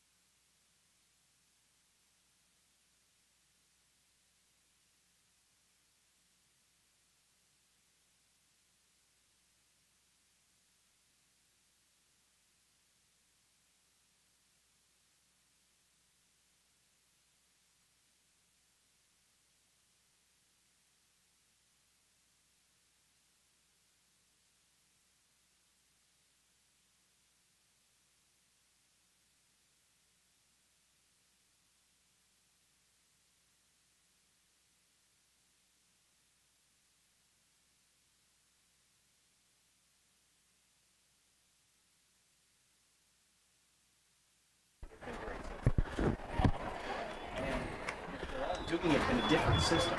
But they've only been practicing the system for 2 weeks. One full week before the game last week, one full week. Halftime score from Beech Grove High School's Hornet Stadium. The Beech Grove Hornets lead the Triton Central Tigers 15-7. Triton Central got on the board first in the first quarter on a 22-yard touchdown pass from Aaron Steele to Matt Gould, giving Triton Central a 7-0 lead. However, the score didn't stay that way very long when the Hornets responded with a 57-yard touchdown run by Kion Tyler to tie the game at 7 with the extra point. And then the Hornets took the lead on a 13-yard TD run by Isaiah Hulse, and Hulse ran it in for the 2-point conversion, making the score 15-7. That's where we stand. What his responsibilities will be. Any first half thoughts, Jonathan? Well, it's been very interesting. Jordan Reel hasn't gotten any play time so far, which is sort of expected, but it's been mostly Isaiah Hulse in the Wildcat formation getting most of the snaps, and Kion Tyler getting a few himself. Wildcat has worked surprisingly well. You know, the Hornets starting off really hot with it. You know, Kion Tyler getting that 57-yard touchdown run, that, you know, really started to push the momentum in their way, and then Isaiah Hulse just carrying it in himself for the next score. And the 2-point conversion surprised me a little bit because Josh Fryer has a pretty strong leg. And another thing from the first half, Josh Fryer hasn't kicked it deep at all. All of his kickoffs have been, you know, short little squib kickoffs, and it's interesting that they're doing that, but just so far it's been a pretty good game so far. It's impressive. Maybe this is what they've been missing coming to this point in the season. Kind of a blessing in disguise. Yeah, those are the thoughts. Beech Grove is facing probably a team that doesn't have the athleticism that Cardinal Ritter does, or Monrovia. Monrovia was a very physical team and took it to Beech Grove 2 weeks ago. Seems as if the Hornets match up well with Triton Central, even though Triton Central defeated a team that soundly defeated Beech Grove last week 28-0. That's why you play the game. Anyone can win on any given Friday, Saturday, Sunday, whenever the game is played. Into a situation where the defense, the Hornets are in a position to even their record at 4-4, which would, heading into the regular season finale next week at home against Mooresville. Mooresville is winless in 7 tries so far this season. Do not pull it down. Just throw. We have a final score from Lucas Oil Stadium. Cecina defeated Cardinal Ritter. So Cecina wins the Indiana Crossroads Conference title outright for the 2nd straight year. You were listening to the Amazing Drywall halftime show. We'll take our final break. Cecina improves to 7-1, while Cardinal Ritter falls to 6-2.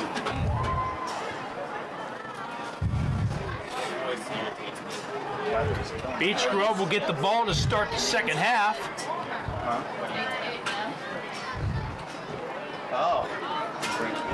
The Hornets can hang on here and prove to 4-4. Beat Mooresville next week. They could very well be 5-4 heading into their sectional opener against Greenwood. A tall order. The Hornets looking to extend their string of consecutive winning seasons to 4. They'll have a hard time doing so.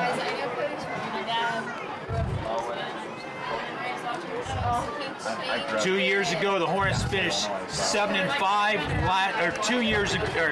3 years ago, the Hornets were 7-5. 2 years ago, they were 6-4. Last year, 7-3.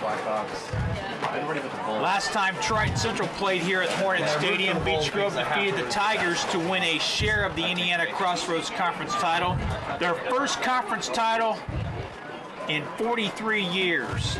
Not since Beech Grove last won a share of the now defunct Central Suburban Athletic Conference title, along with Lawrence Central and Warren Central had Beech Grove won anything as far as the conference title is concerned.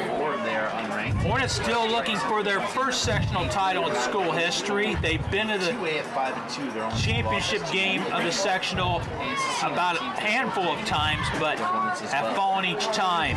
Most recently, 2000. 2014 when the Hornets lost to eventual Class 4A champion New Palestine 83-20 here at Beech Grove.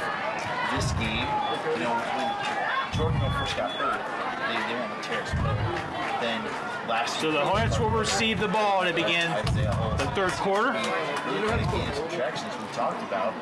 Back deep for the Hornets are Kion Tyler and Sergio Holtz. Unless you really need him to maybe get him healthy, but at the same time, there's that whole Number 56, Josh Mullen, will kick off from his own 40. Trust the coaches. They've done a really good job of Be interesting to see if he kicks it deep or does another squib kick. It's been a squib kick game today, just a whole bunch of squibs.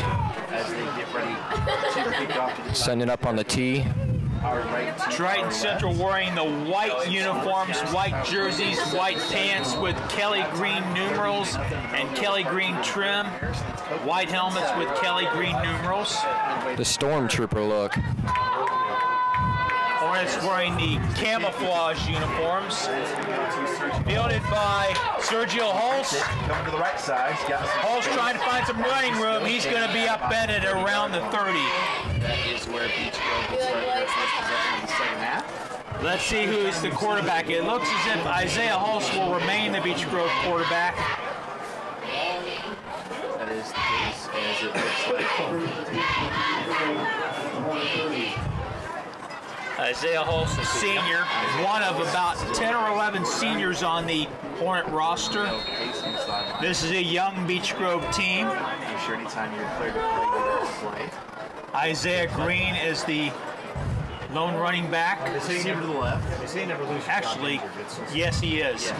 Holtz keeps it. Snap is to Holtz out of shotgun formation, Here picks comes up the flag. Guess what that's going to be? a couple yards, but I think we're going to have a hold against Beech Grove. There is a flag down, and it is. Will be holding. Nice brainstorming in the box. We like that. That'll be 10 yards from the spot infraction. The flag was thrown at about the 31-yard line. Always helps to get to see the broadcast. That's kind of a bonus. That will set the Hornets back 10 yards. Ball will be placed at 21.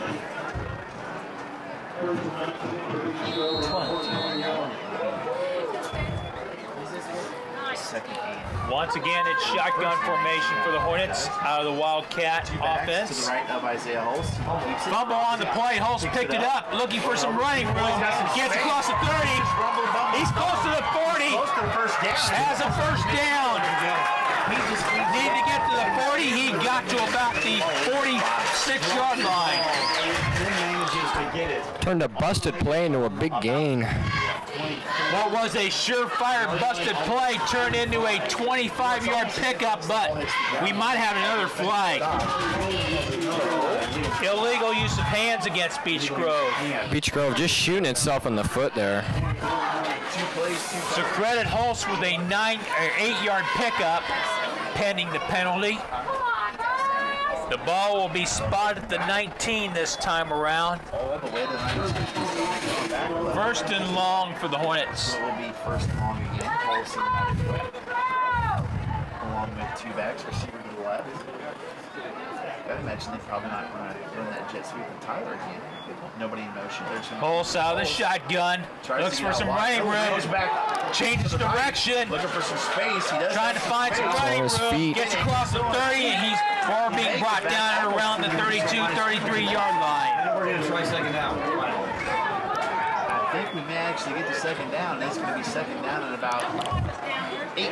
We Pick finally up a 13 on the play by Isaiah Holtz. get to second down. He bounced off a lot of blockers. Easy, big play. After 2 successive penalties, there was no penalty on this particular play. Second and 8. We finally get to second down from. Second and 8 for the Hornets. It's a long second and 8 to get there. Hornets looking to go up 2 scores. Two backs to his left. Tyler's in the car.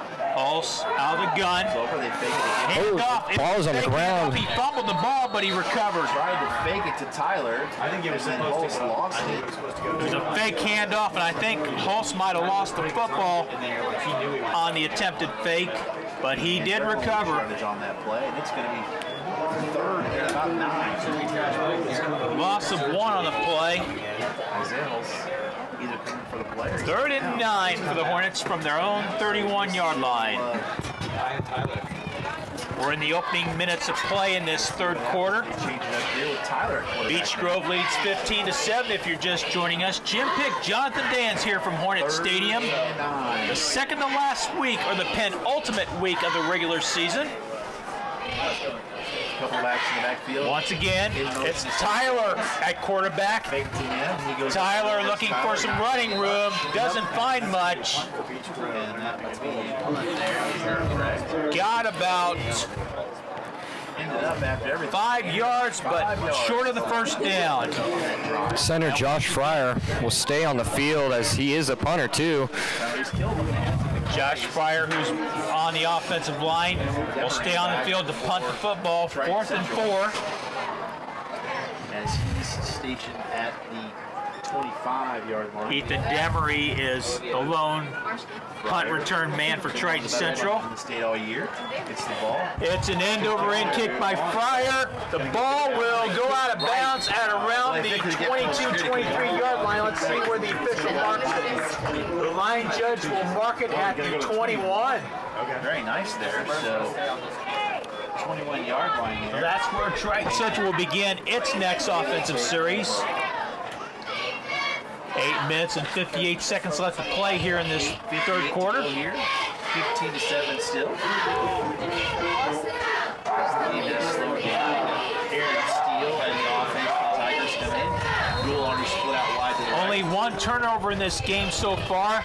It was an interception thrown by Aaron Steele, which was picked off by Romeo Eccles near the end of the first half.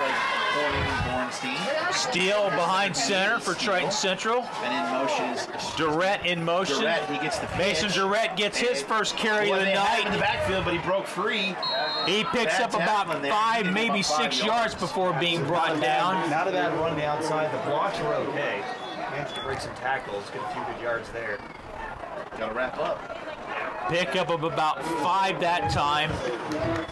It'll be 2nd and 5 for Triton Central. Line of scrimmage is a 26. Looking for the play. They're on the clock here. Steele gets the play call from the Triton Central bench. Calling the play as they go to line of scrimmage. Looks as if he'll line up behind center once again. Is to the right. He's under center. Borenstein lines up as a receiver on the near side. We got a flag down. This is probably going to go on the Tigers. Well, they called timeout. So they called a timeout. Timeout was called by the Tigers. We'll take one here with 8 minutes and 27 seconds left to go here in the third quarter. Your score reads Beech Grove 15, Triton Central 7. Back in a moment here on BGSN. My contacts are acting up. What's up?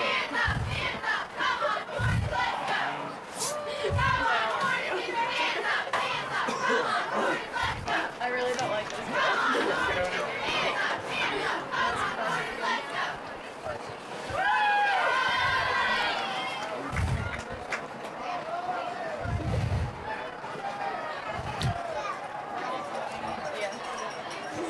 8:27 left to go here in the third quarter. Beech Grove leads Triton Central 15-7. Tigers faced with a 2nd and 5 from their own 26-yard line. Once again, Just going straight to you. it's Aaron Steele behind center.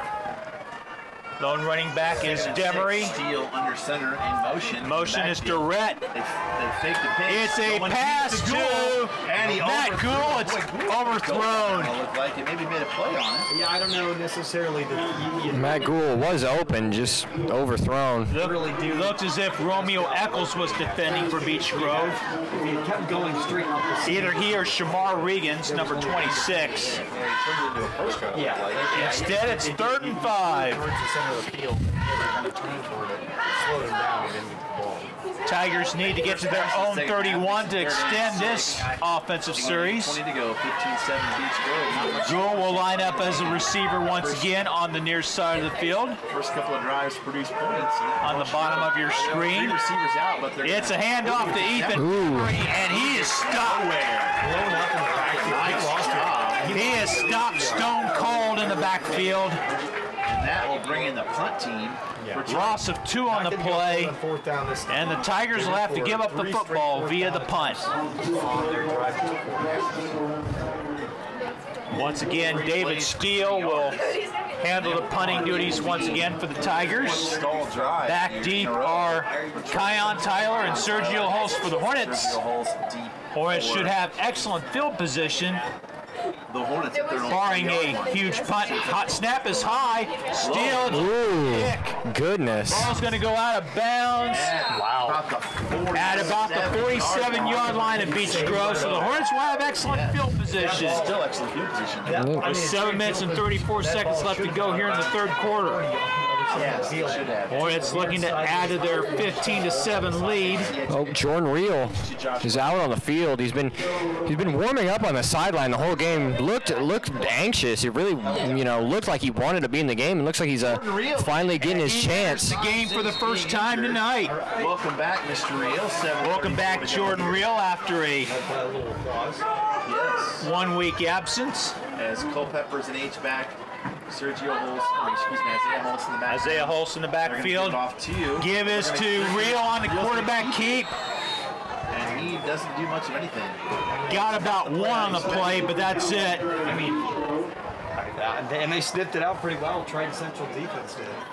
I would have been selling out to Pickup of 1 by Jordan Reel, the Beech Grove Junior signal caller. But you gotta imagine it feels good to get back in there and get hit. And Hopefully, Jordan Reel's return gives a huge emotional lift for Beech Grove and its fans. Give us to Kion Tyler looking for some running room. Cuts across midfield. It's close to a first down, and he's got it. right at the edge of the line. Kion Tyler That's a hard thing to teach. picks up about 10 yards on that particular play. beautiful job of him getting around the outside edge and then kind of Ball shy of the 42, but it's officially the 42-yard line, so credit 10 yards for Kion Tyler. So they are on the 42 of Trenton Central. Hornets need to take care of the football. Kion Tyler comes out, or check that, Terrace Pope comes out, I beg your pardon. The offense, they got to get this play out quick. On the ball, but it's Oh my goodness, they got to get this play out quick. The play clock is running down. The Hornets should get snap off, and they do. And there will be a Handoff handoff. to Tyler, far side of the field. Flag down on the far side of the field. You think that's in the position blocking the And it looks as if this one's coming back. See the call. The official indicates holding on the Hornets. How many is that tonight for too many? That's a lot of holding penalties. Too many holding penalties on the Hornets. One is too many, but the Hornets just have a treasure trove of them tonight. Yeah, you took the words right out of my mouth, Jonathan. And Coach Weller's got to be beside himself. First down again. And he will address that next week during practice and film session. Ball placed in the midfield stripe since the infraction occurred at the 40. First and 18 for the Hornets. Power motion. Fake it to him. Reel on the quarterback keep. Picks up about 2, maybe 3 yards, but that's it. Well short of the first down. First and 18. Play call there. Called a gain of 2. I mean, he's a quarterback. He's anxious to throw the ball. But I think he's just second and long for the Hornets. All right, second and 16 now. As we're nearing 5.5 minutes to go here in this third period of play. They're in Triton Central territory. There might be 4-down territory if they get close. Because they've got to get down here about the Hornets in Triton Central territory once again. Again, stacked backfield. Once again, it's shotgun formation. The give is to Kion Tyler looking for some running room, but he's dropped. Great tackle. Great open field tackle by Mason Durrett, number 23. Tackle there. He lost yards on that. Mason Durrett said, "You're not going to pick up any more yards, my friend." We'll see what happens. No gain on the play. Coming into the huddle. 3rd and 18 for the Hornets. Seam route or the fly pattern with Tyler at the beginning of the year and just let Jordan Real put it up there. Hornets playing almost like a rugby team tonight. Not a single pass. They like the short. Jordan Reel's been in for a couple plays, but they've all been handoffs or a quarterback keeper. By Beach Grove, I believe. Yep, that's the Hornets' first timeout. Triton Central has took one earlier. We got a break in the action with 4 minutes and 33 seconds left to go in the 3rd quarter. Your score is Beach Grove 15, Triton Central 7. Back in a moment here on BGSN. Your eyes watering like crazy. You can't focus.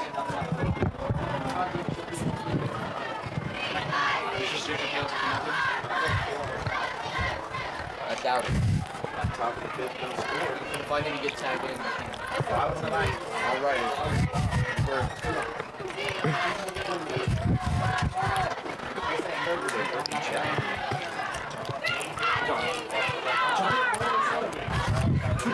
Four minutes and 33 seconds remain here in this 3rd quarter. Hornets with the ball leading 15-7, but are faced with a 3rd and long from the Triton Central 48-yard line. We are back here at 3rd and long, but not 3rd and impossible. 4:33 to go. It is 3rd and long for Beach Grove. If the Hornets don't pick up a 1st down, they will likely punt and try to flip the field. Series since he got hurt in the Monrovia game. In motion. Man in motion is number 6 for Beach Grove. Rio's going to roll out to his left. Looking for somebody. He's going to take off running, and he's going to lose a couple yards maybe. Probably should have just thrown it away there. One person on that route was that was the only receiver who actually. It looks as if it's a loss of about 2 or 3 yards. The other side, didn't really go anywhere.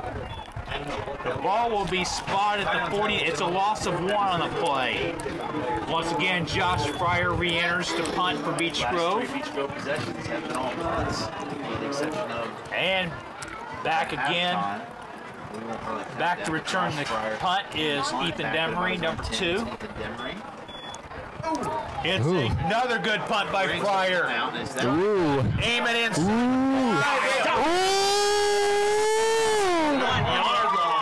Oh my goodness. That was unbelievable. Great punt by Fryer. Excellent punt coverage. Beautiful punt by Fryer. Take over at their 1 yard. Triton Central will take over at its own 1 yard line as a result of the punt and punt coverage. Great job on both ends by Beach Grove on the punt and on the punt coverage. But that's just incredible. Fantastic rotation of the ball. That was Hornets going to look for to get a safety here to make it a 10-point game and get the ball back. The Bear go Franklin Farms 3rd quarter, 15-7. 4 minutes and 13 seconds left to go here in this 3rd period. Beach Grove front line. You're smelling blood right now. Triton Central pinned deep in its own territory. Not much room for error if you're Triton Central. Got to be careful. You can't get a penalty in the end zone. Offensive penalty, that is. The handoff is to Demery. Just barely says he gets. Maybe half a yard. Mason Durrett on the carry. Looks like no gain. 2nd and 10 from the 1. Looks like he got no gain. 2nd down play from the 1 yard line. Backed up against the wall. Back up against the proverbial wall or the Triton Central Tigers. Looking to get the ball out of danger and in this manageable breathing room, so to speak. Jumbo package. They give it is to Demery. Oh, man. Some running room. He's close to a 1st down. He may have it. He's up to about the 14, and there comes the flag on the play. We're going to have a penalty against. Oh, wow. Oh, man. We've got some extracurricular activity on the field. Hopefully. Boneheaded play. That might be on Triton Central. We'll see. Was that Demery? I'm not. Let's see who the penalty was on here. I think he got the first down. But then there was after that there was a little skirmish. There, the refs are talking. It should be a first down. It would be a first down, barring. Since this would be a dead ball foul after the whistle. And then it would be a spot. Let's get an explanation from the official. Personal foul on Beech Grove. Wow. So the Hornets get penalized. 15 yards tacked on to the end of the run by Ethan Demery. Every week it seems like they. And the ball's placed at the 29. So credit Scratch your head. Ethan Demery with a 13-yard run prior to the penalty. Ball spot at the 29 of Triton Central, so the Tigers have breathing room. Just over 3 minutes to play, third period.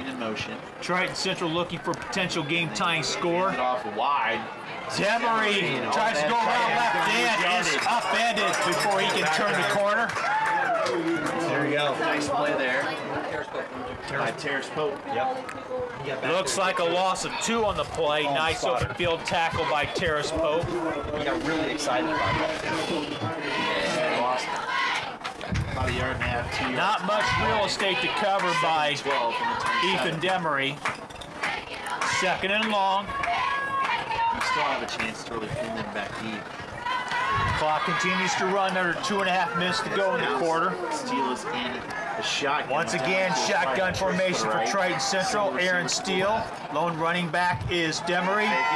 Who will throw? Actually, it's Steele drop back pass. He'll roll to his right. He'll take off with the ball. He gets out of bounds, but not before picking up 6 or 7 yards. I think they're going to give him about 5. 2 sophomore wide receiver at a touchdown. They'll give him 6. The line of scrimmage was a 27. It'll be 3rd and 6 for the Tigers at their own 33. All that ball had to do was come out on top. Yeah. It's such an easy thing to do. Come on. Triton Central looking to convert a 3rd down situation. 33. Trailing 15-7. High formation for the Tigers. Bornstein in motion. We got a flag down. Delay of game. Delay of game on the Tigers. So it'll be 3rd and 11. 3rd and long. Number 68, Josh Fryer re-enters on the defensive unit for Beech Grove. 25-7, yes. As Dallas Culpepper gets a roar of approval from defensive coach Jeff Lakin. All right, 3rd and 11 from the 28. Steele in to make the play call. 3rd and 11 for the Tigers. From their own 28-yard line. Receiver to the left, in motion to Bornstein. Another whistle. Now we got a whistle again. Timeout, Triton Central. Timeout, Triton Central. That's their second timeout. The Hornets have 2 left. With 2 minutes and 10 seconds left to go in the 3rd period, your score: Beech Grove 15, Triton Central 7. Back after this here on Bgsn.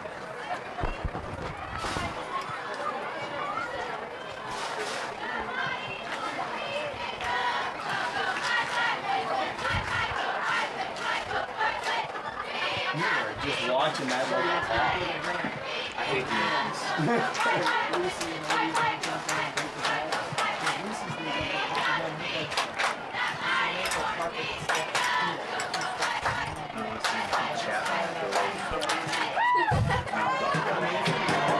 2 minutes and 10 seconds remain here in the 3rd quarter.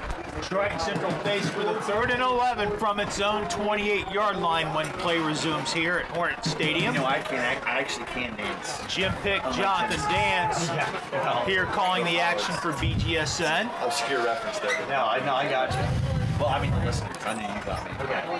Beech Grove looking to get a stop here. Triton Central 2:10 to go here. Steele behind center. Bornstein in motion. Handoff is to Denver. Nope, He's gonna pass it. Ooh, man. Ooh, it's caught. Ooh. Oh, man, it's a foot race. He is going to score. Matt Matt Gould with a 72-yard touchdown reception, his second TD catch of the night. There were 3 guys. The second TD pass thrown by Aaron Steele. That makes it 15-13, and it looks as if the Tigers will likely go for 2. Go for 2 to tie up the game. Safety jumped over to the left-hand side because it looked like A, where the run was going. The quarterback froze and looked Matt Gould with a 72-yard touchdown reception on a catch and run. Receiver, and he didn't have anybody within. And the Tigers will Kicking. They're gonna shift. the extra point. It'll be Mason Durrett to kick. No, it's Oh, whoa. Got some trickery going on. number 10 caught by Somebody was there, but man, didn't look like he had to fight for it much at all. And now it is Morgan 15-0, Seagrave on the reception, I think. 1:58 That was Cole Earl on the pass. here in the third quarter. That was Morgan Seagrave on the reception to tie the game at 15. So with minute 58 left to go here in the third quarter, your score now reads the Beach Grove Hornets 15 and the Triton Central Tigers 15. Back after this here on That was BGSN. the best opportunity the Beach Grove really had to seal this thing out, or to really put in a big gap. It's maybe too big of a gap to overcome in the fourth quarter, but just couldn't pull it off. That is the case for sure. As some you wanted to run, well, the kickoff's coming, so we'll update. But it is the Bears do it. Let's go. Are we on here? Oh, that'd be all the way to turn off. Let's go back on. For the Tigers. Minute 58 left to go here in the first half. We're tied at 15 if you're just joining us. Goodness, folks. Matt Gould gets the 72-yard TD pass on a 3rd and 11. Here's the kickoff to Sergio Halls. Tries to find some. Sergio Halls. Ooh, still on his feet. Broke one tackle, got to the 40 before being brought down. Oh. Fine. I think that's going to be a late. That may go on Triton Central. Let's see. Really trying to jump on top of the pile. Looks like it's getting chippy out there, folks. Another flag thrown. Oh, getting I didn't know the referee. We might have offsetting penalties. Let's see here. a little chippy here. Hornet Stadium. All is. As they're talking to Durrett. Players need to control their emotions. They're going to talk to the coaches here in a second. I got to get them involved. Whatever's going on here. The officials will sort things out. Looks like First penalty is a personal foul against Triton Central. Unsportsmanlike conduct against Triton Central. Both penalties were on the Tigers. which could really make a huge difference right here, right now. Those would both be 15-yard. Will both penalties be I don't know how enforced? that's enforced. Is it I don't know how yards that or is it works. just? I think it's just one 15-yard penalty. We shall see. All right, referee marching up the field. Oh my goodness! Beach Grove just getting fantastic field position. Oh my goodness! These players got to keep their emotions in check. You cannot be happy if you're Triton Central coach Tim Abel. The Hornets will have outstanding field position from the Triton Central 27-yard line. Different types of calls.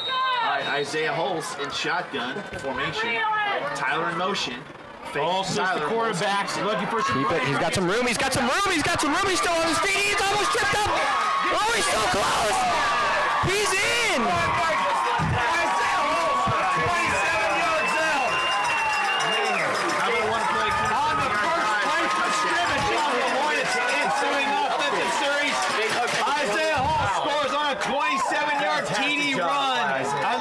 Reclaim the lead, 21-15, pending the extra point. Just a great run by Isaiah Hulse there. Momentum swing there. What do you say? One play Isaiah Hulse displaying the bit of after a 30-yard penalty. Who would have athletic being pinned on the one running, as he's shown all season long and throughout his Beach Grove career. He's on the kickoff. It turns the momentum of the game. Josh Pryor to attempt the extra point. Josiah Sullivan to hold. Certainly doesn't appear that way. Now they shift over. Offensive line shift. Oh, goodness. There's a lot of movement. As long as they don't commit a penalty. Mm-hmm. Snap is good. The Ooh. is also good. So with 1 minute and 43 seconds left to go here in period number 3, your score is now Beech Grove 22, Triton Central 15. Back in a moment here on BGSN. Isaiah Holtz, you mean God. Did you see that big hug from Sergio on the side? Yeah.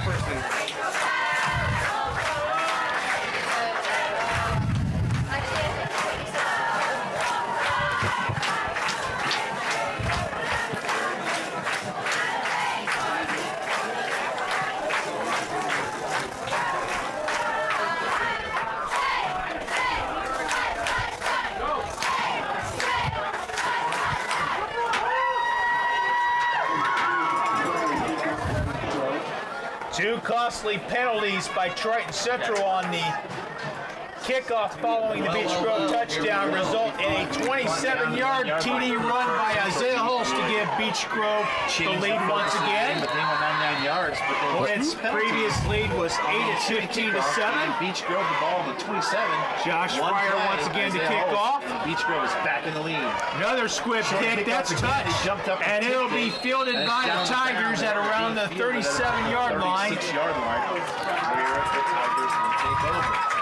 That was number 17, Austin Harmon, on the recovery for the Tigers. Where they come in. Still a long way to go in the game, though. Still plenty of time left in this Indiana Crossroads Conference affair. This is the conference finale for Beech Grove this season. The Hornets will face Mooresville from the Mid-State Conference next week here at Hornet Stadium. Triton Central comes out like this formation. Triton Central looking for a response of its own after the Beech Grove touchdown. Keep in mind the Tigers scored on their last offensive series. Here's Aaron Steele on the carry. Not going to find much daylight as he's brought down by a host of Hornet tacklers. A swarm of Hornet tacklers there. Isaiah Holst and Jalen Mitchell, the primary tacklers for the Hornets. They can turn it around. We're in the waning moments of quarter number 3, which has a minute 12 seconds and counting. Oh no, he doesn't want my autograph. Culpepper with the play. Rocking the hat. This time it's Aaron Steele out of the shotgun. Two backs for Triton Central. He keeps it himself. It's a positive yardage, but still strong for the first down. Steele is on the ground. Pick up a 5 on the play. Aaron Steele is down. We got a timeout here with 40 seconds left to go in the third period. Beech Grove leads Triton Central 22-15 when we return in a few moments here on BGSN. Assuming that any score that comes in without time left is the final. Did you catch that?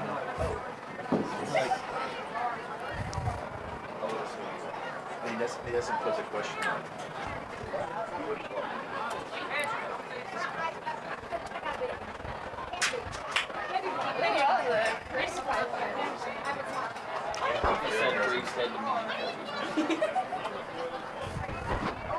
Back on. Okay. 40 seconds left to go here. Quarter number 3. Beech Grove leads Triton Central 22-15. This is the second injury for Triton Central. That is quarterback Aaron Steele on the ground.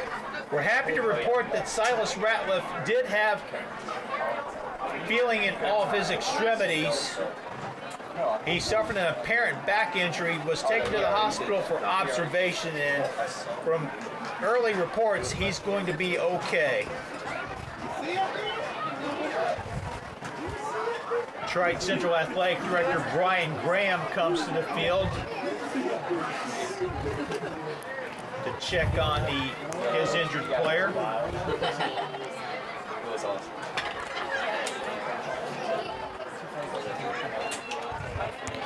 The Hornets and Triton Central taking a knee.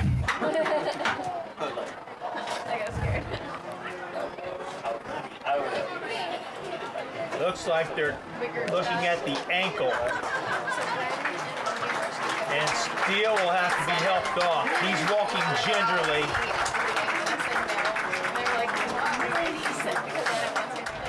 So we'll have a new quarterback for at least one play, perhaps for the foreseeable future. Triton Central will be on the road next week at Speedway, while Beech Grove will host Mooresville. And then the following week, Friday, October 20th, Beech Grove will host Greenwood in first round action sectional, while Triton Central will travel to Knightstown to face the host Panthers in first round action. Cole Earl, a 5'10" junior. Cole Earl, number 10, who threw the two-point conversion pass to Morgan Seagrave to tie the game before Beech Grove went back out in front, will be the new quarterback for the Tigers. Demery in the backfield. Matt Gould and Mason Durrett line up on the near side of the field as wideouts. 37. Cole Earl out of shotgun formation. Demery in motion. Isaiah Hulse will get some pressure. Oh, man. Reception. It's a first down reception and a few more yards after the catch. 36 As Durrett's brought down at the Beech Grove 36-yard line. A pickup of 24 yards on the play. Sergio Hulse came in and made that tackle. He closed a lot of distance really fast. I think the safety and the quarterback was beaten. Back up the backfield. Got to watch The him. clock It's the will first down now. restart after the chains have been They want moved. to run down it, and nobody will want to play before the end of the third This quarter. could be the last play of the third quarter. 10 seconds to go. Earl remains the quarterback. He's behind center. Backs behind him in motion. Man in motion is Bornstein. Do run it. They pitch to Demery. Pitch to Demery, and he's going to be stopped for going nowhere. And that'll end the third quarter here at Hornet Stadium with your score. The Beech Grove Hornets 22 and the Triton Central Tigers 15. Stay tuned as we have an exciting finish in store as we return in a few moments here on BGSN. What's that fourth quarter? Cubs up 1-0. Detroit Lions up 30. No. Friday.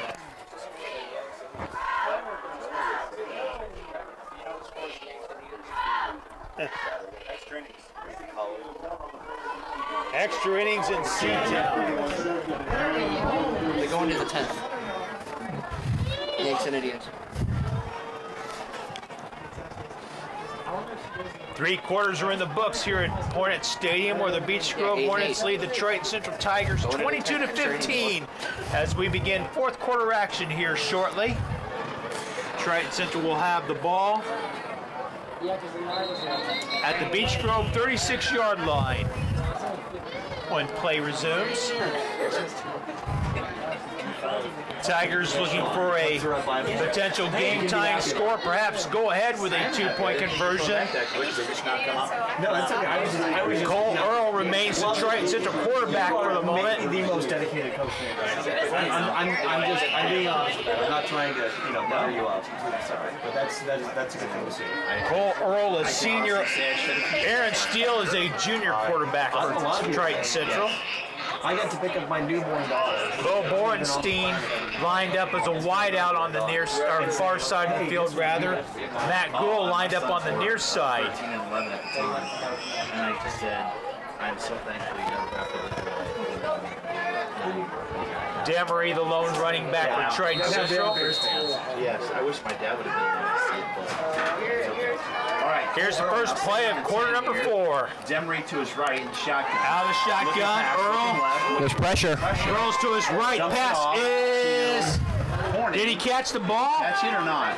No. No, He trapped it. incomplete. I'm gonna say no. The ball was short hop.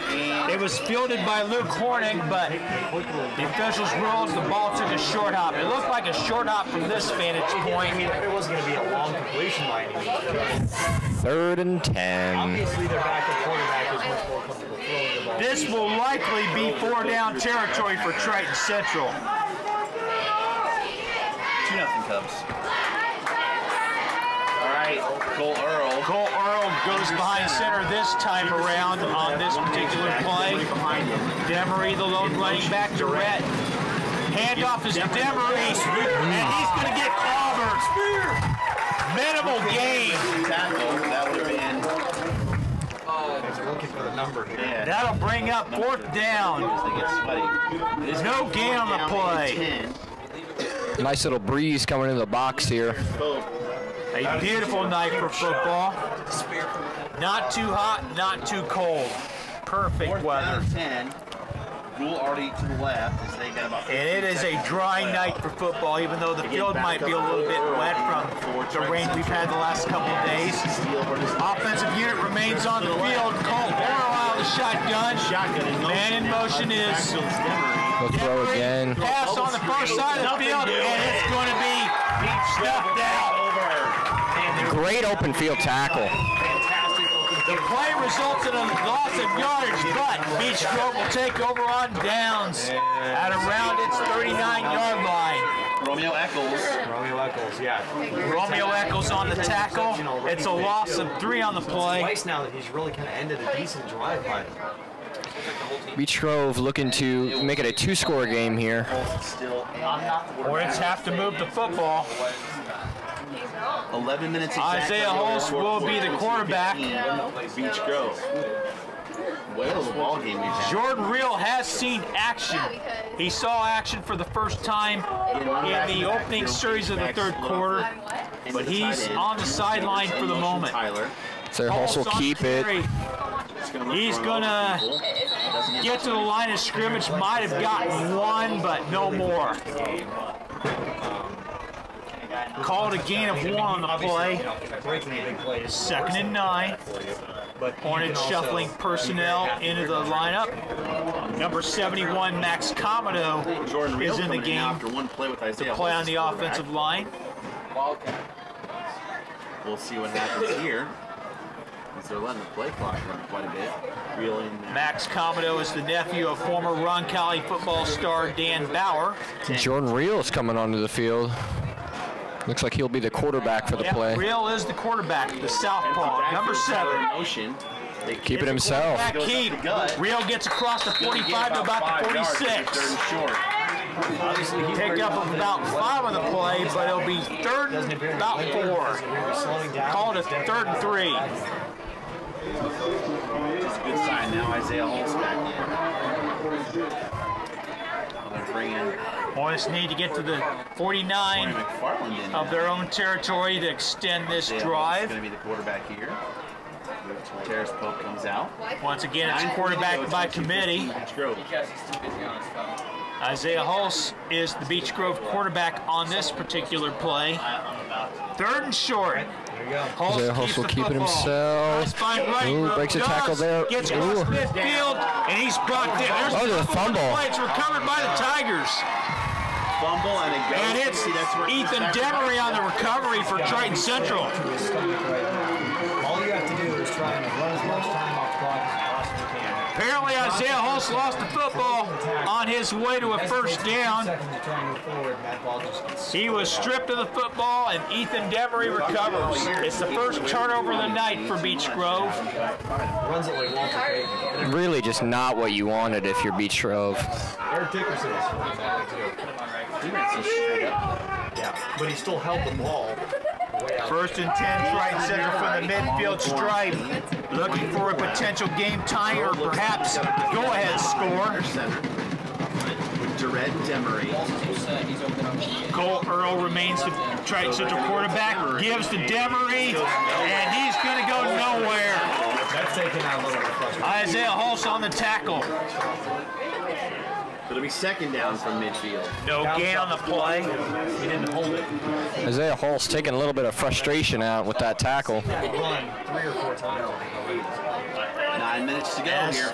Indiana Football Hall of Fame coach Dick Dillahan used to say, don't worry about the last play, worry about the next play. And it appeared as if Isaiah Holst made amends for his fumble with a open field tackle. Single receiver each side, tight end. 2nd and long. Long. Smothered in the backfield for a loss. Isaiah Green, number 9, with a Isaiah Green. Tackle by Isaiah Hulse. Blew that up. Going to be 3rd and 16. Here's right in Central. And the Beech Grove fans are admiring the play of Isaiah Green. You got to find a way to throw it at the top. Another senior on this Beech Grove roster. Triton Central faced with a 3rd and 16 from its own 44. Hornets need a stop here. Two receivers to the left, tight end on the left. Triton Central has one timeout remaining if you're Girl passes. curious. That's a little screen. 3rd down. Pass to Hornick. He's going to get 2 maybe. Luke Hornick is well short of the 1st down. Got to about the 45-yard line before being tackled. Line of scrimmage was Well, I'm sorry. That line is great. That one you got it again. And once again, the Tigers will have to give up the football via the punt. tackle there. As David Steele comes on to attempt another punt. Kion Tyler back deep. He's the only return man for the Hornets. That's completely true. Hornets fumble, but their defense is able to make a great stand. One guy back for Beech Grove. Now let's see if the Hornets can move the football and run some time off the clock. It's a good punt by Steele. Takes a good bounce. Takes a try picked up by Kion. He slept. Oh my goodness. Hung on to the football nonetheless. That was a little dangerous by Kion Tyler there. In the danger zone, if you will. But it's 1st down for the Hornets at around the 22-23 yard line. Yeah. 7:06 to go. 22-15 Beech Grove. They take over at their own. Is it 22, 23? Looks like it's at the 23 yard line. Two backs in the backfield with Isaiah Hulse. 2 running backs for the Hornets. Isaiah Hulse is the quarterback. He'll keep it himself. Looking to hang on to it. Still on his feet. Down and more before being brought down. But not before Isaiah Hulse picks up 15. They're actually going to give him 14 yards on the play. The eye train in motion for sure. Ball is spotted at the 37 of Beech Grove. Jordan Real. Isaiah Green. 14 yards on the play by Isaiah Hulse. Like his elbow. Hulse right there. It's over 6.5 minutes to play in this contest. Hornets lead 22-15, but looking to eat some time on the clock. That would be the longest yard.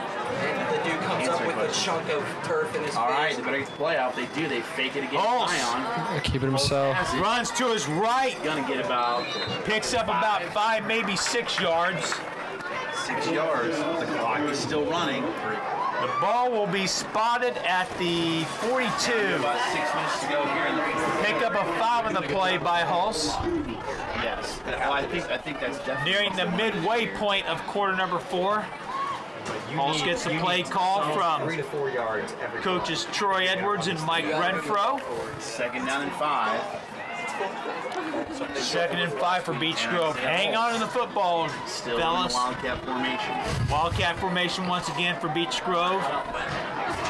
Hulse takes a snap. He'll keep it himself again. Football looks for right. Oh, he's still on his feet. He's close to a 1st down with that second surge. Wow. Had to get to the 48-yard line. Might have gotten there. Spidey senses there. And I think he did. 1st down, Beech Grove. Isaiah Hulse is just so good at running. It's amazing to see. So adept at changing directions, changing on a dime. And thanks to that second surge, Isaiah Hulse gives Beech Grove another important 1st down. Jordan Real in at quarterback. And Sullivan to Real, the quarterback now. Once again, it's quarterback by committee for the Hornets. Tyler in motion. Tyler. Jordan Real will keep it himself. Ooh, a little bit of a stiff arm. He's still on his feet. He's running along the sideline. Down to around the 32-yard line. I mean, I know you don't want to take the hit too hard on the sideline. I think they're going to mark him out of bounds at the 35. Your goal is to run down the clock. But it's a 17-yard run for Jordan Real. As the Hornets have a fresh set of downs to work with. That stops the clock for the moment. 5:10 left to go. I'm going to keep Real in there. I think they're doing okay.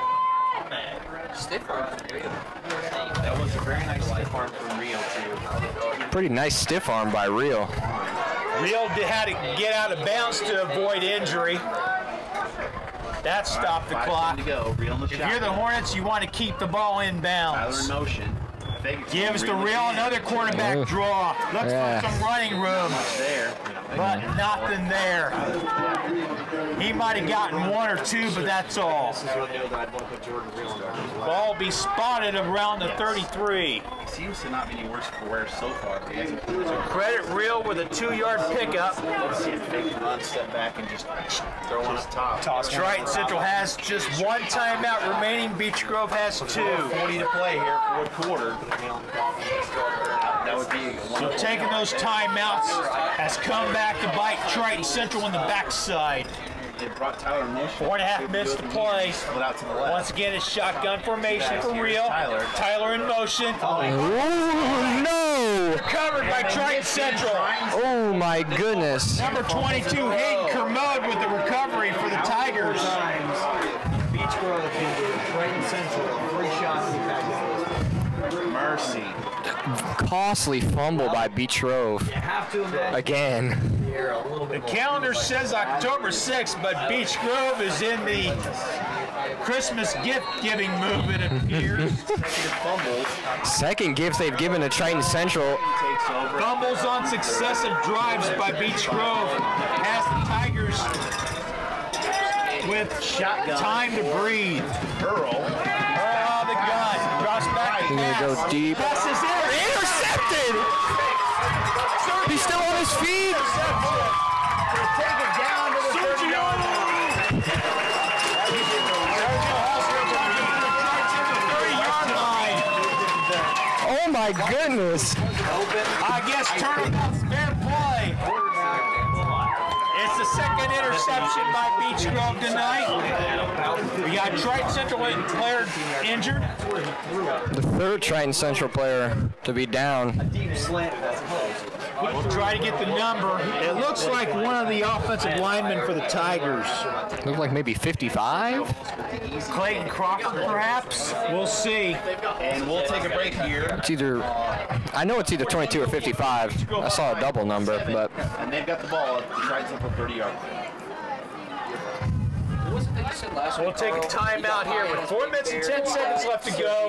Or check that. We'll keep it here. That is number 55, Clayton Crawford, being helped off the field by the 207 Triton Central coaches. The third significant injury for the Tigers. The Hornets will have the football deep in Triton Central territory once play resumes. 4 minutes and 10 seconds left to go in this contest. The Hornets gave Triton Central a gift, and the Hornet defense just took it right back. Get your helmet on, Josiah. 2 turnovers for each team. 2 fumbles by the Hornets. 2 interceptions thrown by Triton Central quarterbacks. 1 by Aaron Steele and 1 by Cole Earl. 30-yard line of Triton. Isaiah Hulse is now the quarterback for Beech Grove. Isaiah Hulse back. 2 backs for the Hornets. Here he goes. He'll Keeping keep himself. the football. Looks for He's some still going. running room. Ooh. Left. Ooh. He picks up about 8 or 9 yards before being brought down. Good strong run. Staying down. This is their third chance. I don't necessarily know that I would draw Isaiah Hulse with a pickup of 8 yards. play when it comes to trying to run out the clock with about 2nd and 2 from the 22-yard line of the Tigers. Has ever done it better than Beech Grove? I've never seen it. They did it on purpose. It was calculated. It was planned. Just over 3.5 minutes to play in this contest. The clock is Beech Grove's ally at the moment. The Hornets need to take care of the football. They fumbled on the last 2 offensive series. It's a quarterback key for Isaiah Hulse. And he has the first down and more. As he's across the 15-yard line. I'm just trying to make sure you show the report. Looks like the ball will be spotted at about the 12-yard line of the Tigers. All right, it's supposed to be a show now. All right, ball down to the 13-yard line. Triton Central again looking for the proverbial nail in the coffin. Ball's at the 12-yard line of the Tigers. 3 minutes to go and counting. Hulse remains the Beech Grove quarterback. He'll keep it himself. Tries to find running room. He's not going to get much, if any, at all. Not a lot of real estate there. Timeout taken by whom? Triton Central. That's the final timeout taken by the Tigers. They're going to have to do something to stop. We'll take one here with 2 minutes and 48 seconds left to go here in the final quarter. Beech Grove leads Triton Central 22-15 when we return in a moment here on BGSN. It comes with a nice little stinger here because we do have some finals for you. And we'll try that stinger one more time because I don't know. There we go. One of these days, I need a button. I need a red button right here, and I'll get it for you. A couple of finals for you already. Harrison has finished up their game. They won 24-7 over Kokomo. Covenant Christian Traders Point. That game is done, 27-12. Probably about in the fourth quarter by now. Marion Tech, that was 7-6 our last report. And I think that pretty much leaves us here. Southport had a huge lead on Bloomington North 42-7 when they had about 6 minutes left in the third. 2 minutes and 48 seconds stand between Beech Grove and its 4th victory of the season. And of course, you know, we're here. Hornets lead 22-15 with the ball at the Triton Central 12-yard line. Fourth quarter. Again, that was 2nd and 10 for the Hornets. Probably just about ready to wrap things up there. I would say Monrovia and Southport are both going to come up easily. Isaiah Hulse remains the quarterback. Isaiah Green in the backfield for Beech Grove. Sectional. 2:48 to go here. Out of the gun is Hulse. He'll keep the football. Looks for some running room. Picks up a few yards. Triton Central is out of timeouts. More importantly, the clock keeps. Hornets still have 2 timeouts remaining, but that's of little consequence right now. But with the clock the way that it is, they're going to have to run a couple more plays. 3rd and 6 for the Hornets. Ball at the 8-yard line. Yes.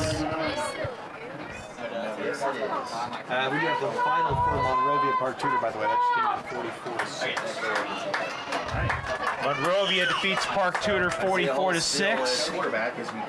3rd and 6. Isaiah Hulse will keep it himself. Ooh, breaks the tackle. Oh, yeah, that's a touchdown. The Hulk, Isaiah Hulse scoring another touchdown. His 2nd TD of the night. Or I think it might be his 3rd TD of the night. And that, for all intents and purposes, will wrap up the ball game. It's a 9-yard touchdown run for Isaiah Hulse and extends Beech Grove's lead to 20-15, which is its largest lead of the contest. Josh Fryer comes on to attempt the extra point. He's 2 for 2 on PATs tonight. See, now, I've always thought, I'm on the other end of the spectrum. I always felt like we could just kind of like make fun of each other. That's because you called me a lady. Well, I mean, it's because of those luscious blonde locks. Josiah Sullivan to hold. He is talking about our intern spotter, Jacob. Snap is good. The kick is also good. He's good.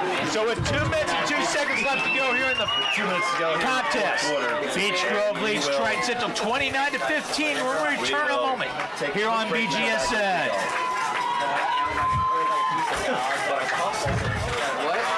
But a costly. I told you guys that I would pay for it if I used it. We'll figure it out. Banner man. It's not the first time a banner disappeared and it won't be alive. Don't trust it. He'll leave it here. I was cutting it down and I was on my way back and then they were like, hey, come on, let's go, we're leaving. And I was like, freaked out and ran. Take it with you. Yeah, we assumed you'd take it with you. We worked around for like 15 minutes and then came in. I didn't know I could take it with me. 29-15, Beech Grove leads Triton Central with 2 minutes and 2 seconds left to go in this contest. It hasn't been easy, but the Hornets have battled and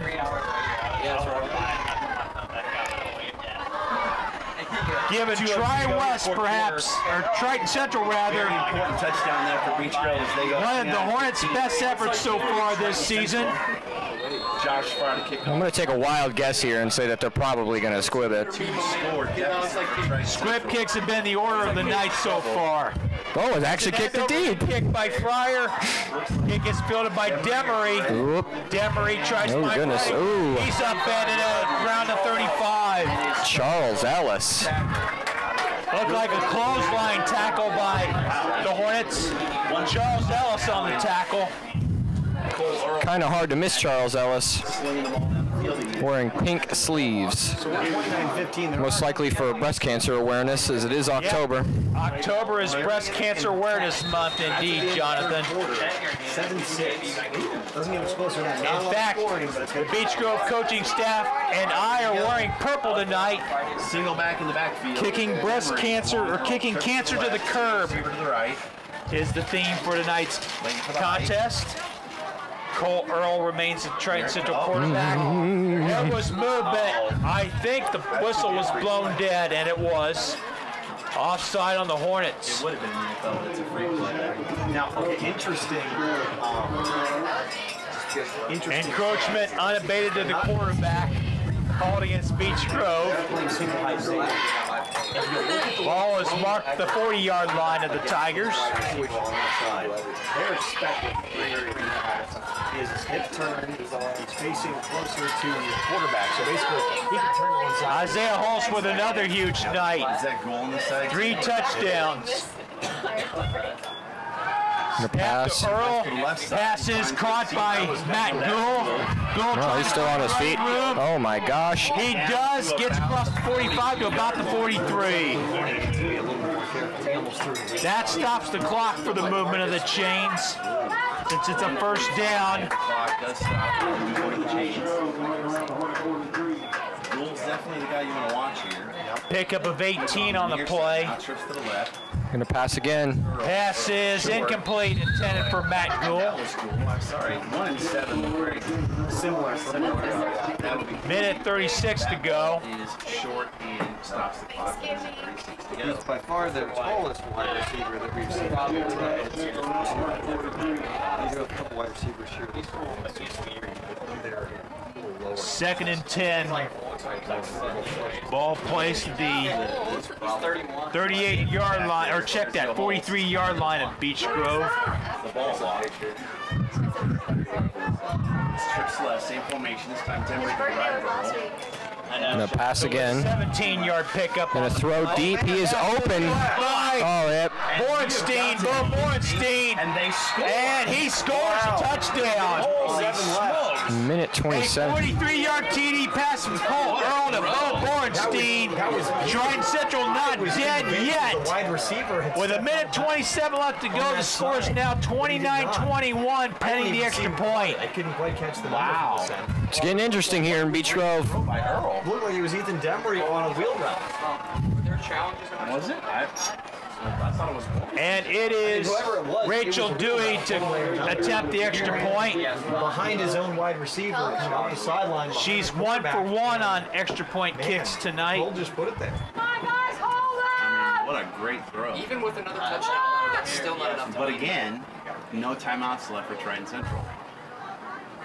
So we'll see if the extra point is good. Cole Earl to hold. Oh, it is no good. Half was dropped and it's no good. So it remains a one-score game at 29-21. We will see an onside kick attempted by Triton Central with a minute 27 left to go and out of timeouts. I will say I have never seen an onside. We'll keep it here. Coach Mark Weller will send on the so-called hands team, if you will. Jordan Reel comes into the game on kickoff coverage. He'll be part of the hands team. It is a real thing. Yankees, Indians, Getting some advice from assistant Bill Andrews, Nationals in the 7th. father of Chase Andrews, who's now at DePaul University in Greencastle. Cubs 2-0. But the U.S. national team, though. So the Hornets have the hands team on. I believe we will win. Here we go. Gotta get them all out. As Josh Mullen will try to squib it. Actually, it's, yep, Here it is. it's a squibber. Doesn't even go 10 yards yet. Real recovered. Real! For Jordan Real! That's what made it real. There was he out. I will admit, I don't get it was short. And that, my friends, is your ball game. Minute 23 left to go. Triton Central out of timeouts. The Hornets will run a couple of kneel downs, and that should be it. All of the guys lined up shoulder to shoulder. Yeah, they left to go. That's all she wrote. The way they lined up, I thought they were going to keep it going. They seemed to go right. I thought it was very surprising. That is all she wrote. The Hornets line up in victory formation. Jordan Reel takes the one of his own snap. players pushed him. I don't know if He takes the knee. one of his own guys just kind of shoved him from behind him. There is the first. Clock needs to be running. So it's running.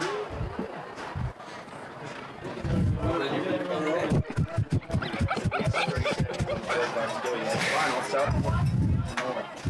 42-7. There you go. Over a minute to go. Post-game show. Rio going to milk the clock as much as possible. Pacers were down big early to the cap. Came back in the lead now in the fourth quarter of this preseason. Takes another knee, third down.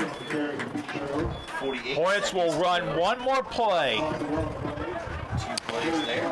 Since there is a 9-second differential between the game clock and the play clock. 29 to 21. And how big is that last touchdown? Rio 3 touchdowns. takes a knee, and that'll do it. That'll do it here from Final Hornet score Stadium. will be the Beach Grove Hornets defeat the Triton Central Tigers by a score of 29-21 to improve to 4-4. Triton Central, meanwhile, falls to 5-3. Jonathan, Dan's final thoughts. It was a great game by Isaiah Hulse. The Hulk showing up really again. I mean, he did have that fumble, but the Beach Grove defense just showed up there at the end, getting that interception. That was just trading turnovers. It was just, this was an amazing game to watch. Very interesting. Overall, Beach Grove looked pretty good. Jordan Reel getting a couple snaps, and his recovery on that onside kick, that was surprising, and it was just awesome. So Beach Grove will look to keep that momentum going against Mooresville next week. Beach Grove rebounds nicely from its loss to Cardinal Ritter with a 29-21 win over the Triton Central Tigers here at Hornet Stadium. For our executive producer, Cody Conaway, my partner, Jonathan Dans, and the rest of the crew here at BGSN, I'm Jim Pick saying so long for now. You've been watching Beach Grove High School varsity football on your home for Beach Grove High School sports, BGSN. Final score tonight, Beach Grove defeats Triton Central 29-21. Good night, everyone.